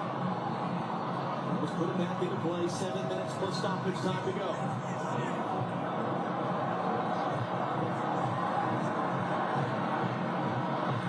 With a few players warming up, 2 remaining substitutions available. No Christian Pulisic on the field as he came off hurt a little while ago. Berhalter clipping it up. Robinson knocking it down. A little hesitation before it's cleared away. There suffered the injury in the first half, coming back to the bench area. It's in for Balogun. Poked away from him. Prevented from being a corner. Yeah, looked out to me, actually. Turner leaping off the bench to grab it and get it back in quickly for the U.S.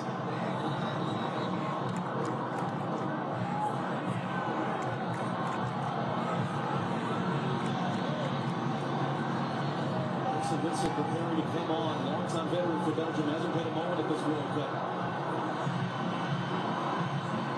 We're trying to see this out.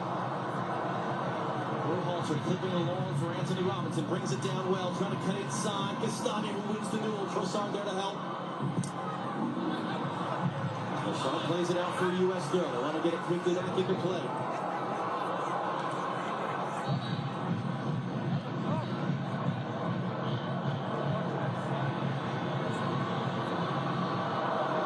Berhalter inches away on that one attempt a few minutes ago. Robinson clipping it in too far for Pepe. And Kuiper coolly, calmly brings it down instead of clearing it. Rolls it in for Jeremy Doku. And he's outside 1v1 with Alex Freeman. Big test for Freeman here. Trying to recover. Can't poke it away. Doku now going to run at Chris Richards. Lukaku wants it. Lukaku has it. Lukaku poked away. Job not done. Doku going to reset along. Trossard cutting back. Trossard blocked by Richards.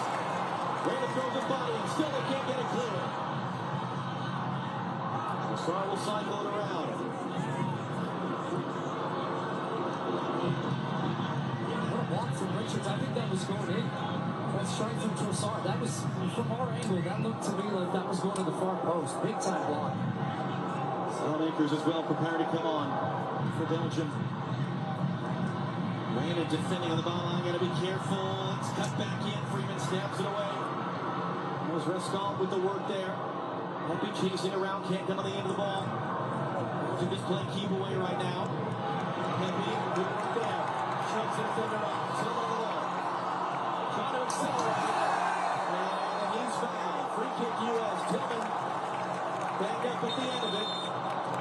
Rudy Garcia, the Belgian coach, going nuts on that one. Well, he's going to feel like this player got the ball, but it's the way the two of them sandwich together and take out Tillman. Watch this, as the ball is gone. So sure, there's a touch, but you can't do that. He definitely barreled into the back of it. There should be no complaints about that. Lewis just takes it short. Belgium not yet making the sub. Lewis can't be too casual, though, in this moment as the ball's back into play.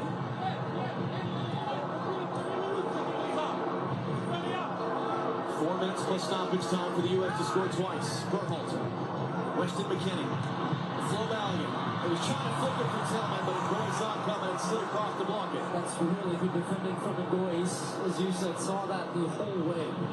He had stepped inside, picked off the little flick around the corner. He's had a really good game. The two center backs played really well against Flo Balogun. Now, Balogun's had a couple of chances, but they've been physical, right up behind him, connected together, not getting drawn out of spaces. That was a big call for Rudy Garcia. Boy hadn't played the last 2 games, suspended for 1 and then just kicked on the bench against Senegal.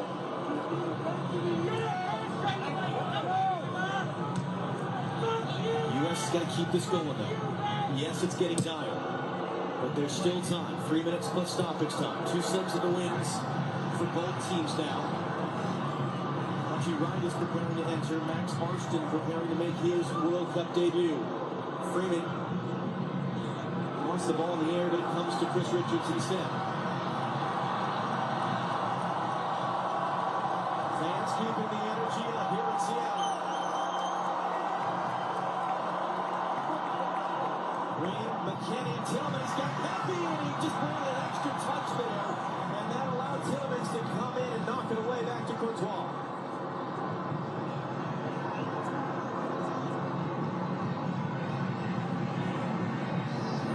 Down to 2 minutes plus stoppage time.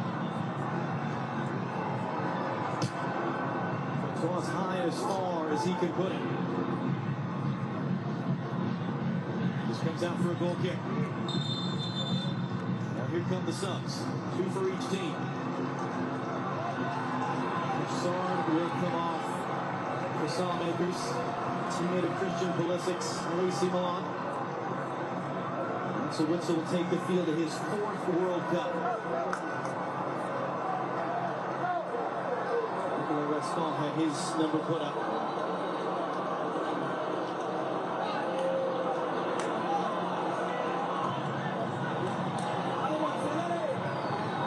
And we'll see about the U.S. subs.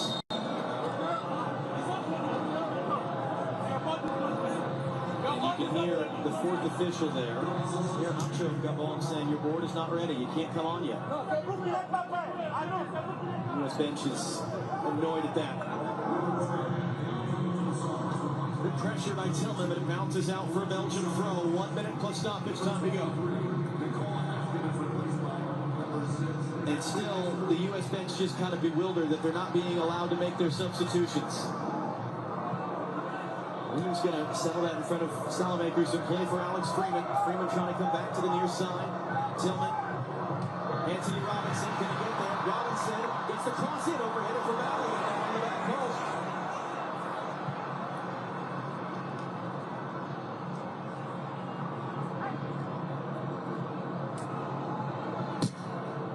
The sniper goes long. Only Chris Richards is there.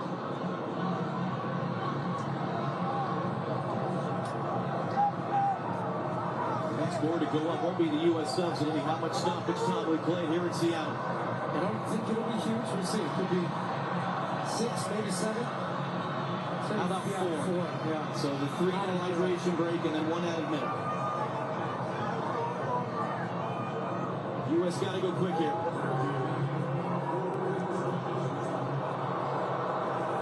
The fans reacting to a lower number than they were hoping for.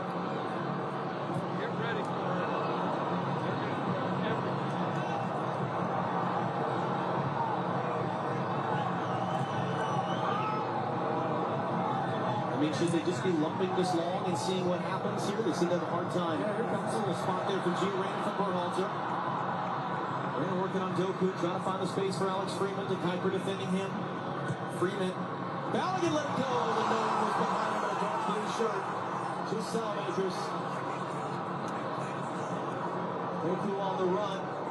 Trying to draw contact, draw free kick. He goes down in the heat. Referee says play on.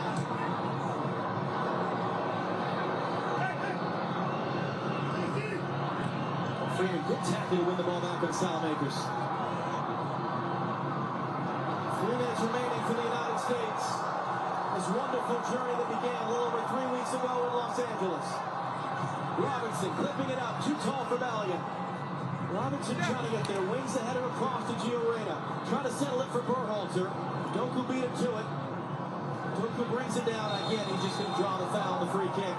Yeah, that play is just even another little example of the class and quality. And we're going to get the subs now. The Belgium attack.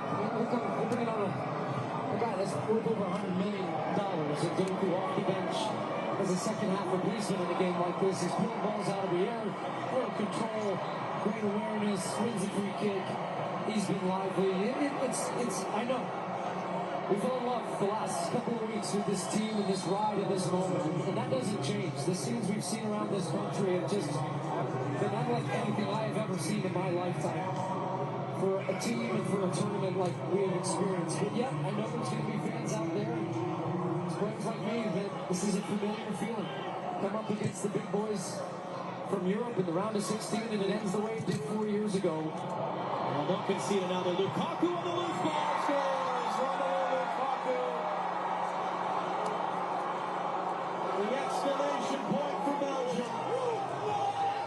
And now they will ride momentum down to Los Angeles Friday afternoon for a showdown with Spain in the World Cup quarterfinal.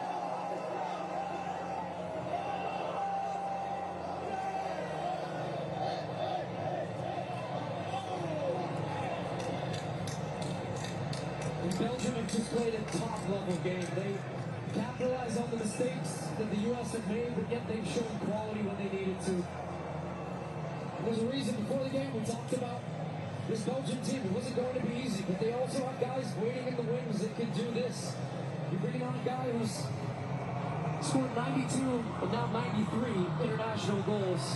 Richards gets his pocket picked. This is Lukaku on the right foot, finds the far post. And the exclamation point, what a performance tonight, and so much conversation coming into this game. And the U.S. hoping they could do something special, but instead, it has been the Belgians that have spoiled the party with a really professional performance. And just a reminder that at this level, if you're the United States, you cannot play the way they have and make the mistakes they've had and expect to advance against a team like this. Well, listen, before the final whistle, if you've enjoyed this run, it doesn't have to stop now. We've got an incredible quarterfinal round coming, some marvelous games on the way.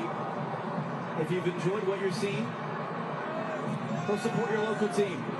This doesn't have to be the last soccer you want for the next 4 years. It's a beautiful sport. We give our lives to it for a very good reason. And we have so enjoyed the support the U.S. has received. And we are incredibly excited for the final 2 weeks of this tournament. The final 2 weeks, which will not include the men of the United States.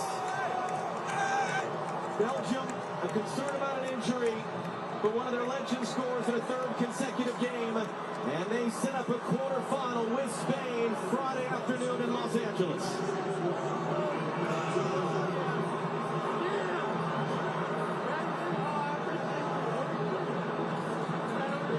It's going to be a hard one to stomach for this team, the coaches, the fans, everybody involved with U.S. soccer in this country. But be proud of what this team has accomplished over the last couple of weeks. Not just the wins, but how they play. The future of the sport for American soccer is very bright. This is very much a team that's on the ascendancy. Tough night tonight, but it doesn't end here. Absolutely, and an incredible final 2 weeks of the tournament to come. Rebecca Lowe, down to you as it finishes here in Seattle. Belgium 4, the United States 1.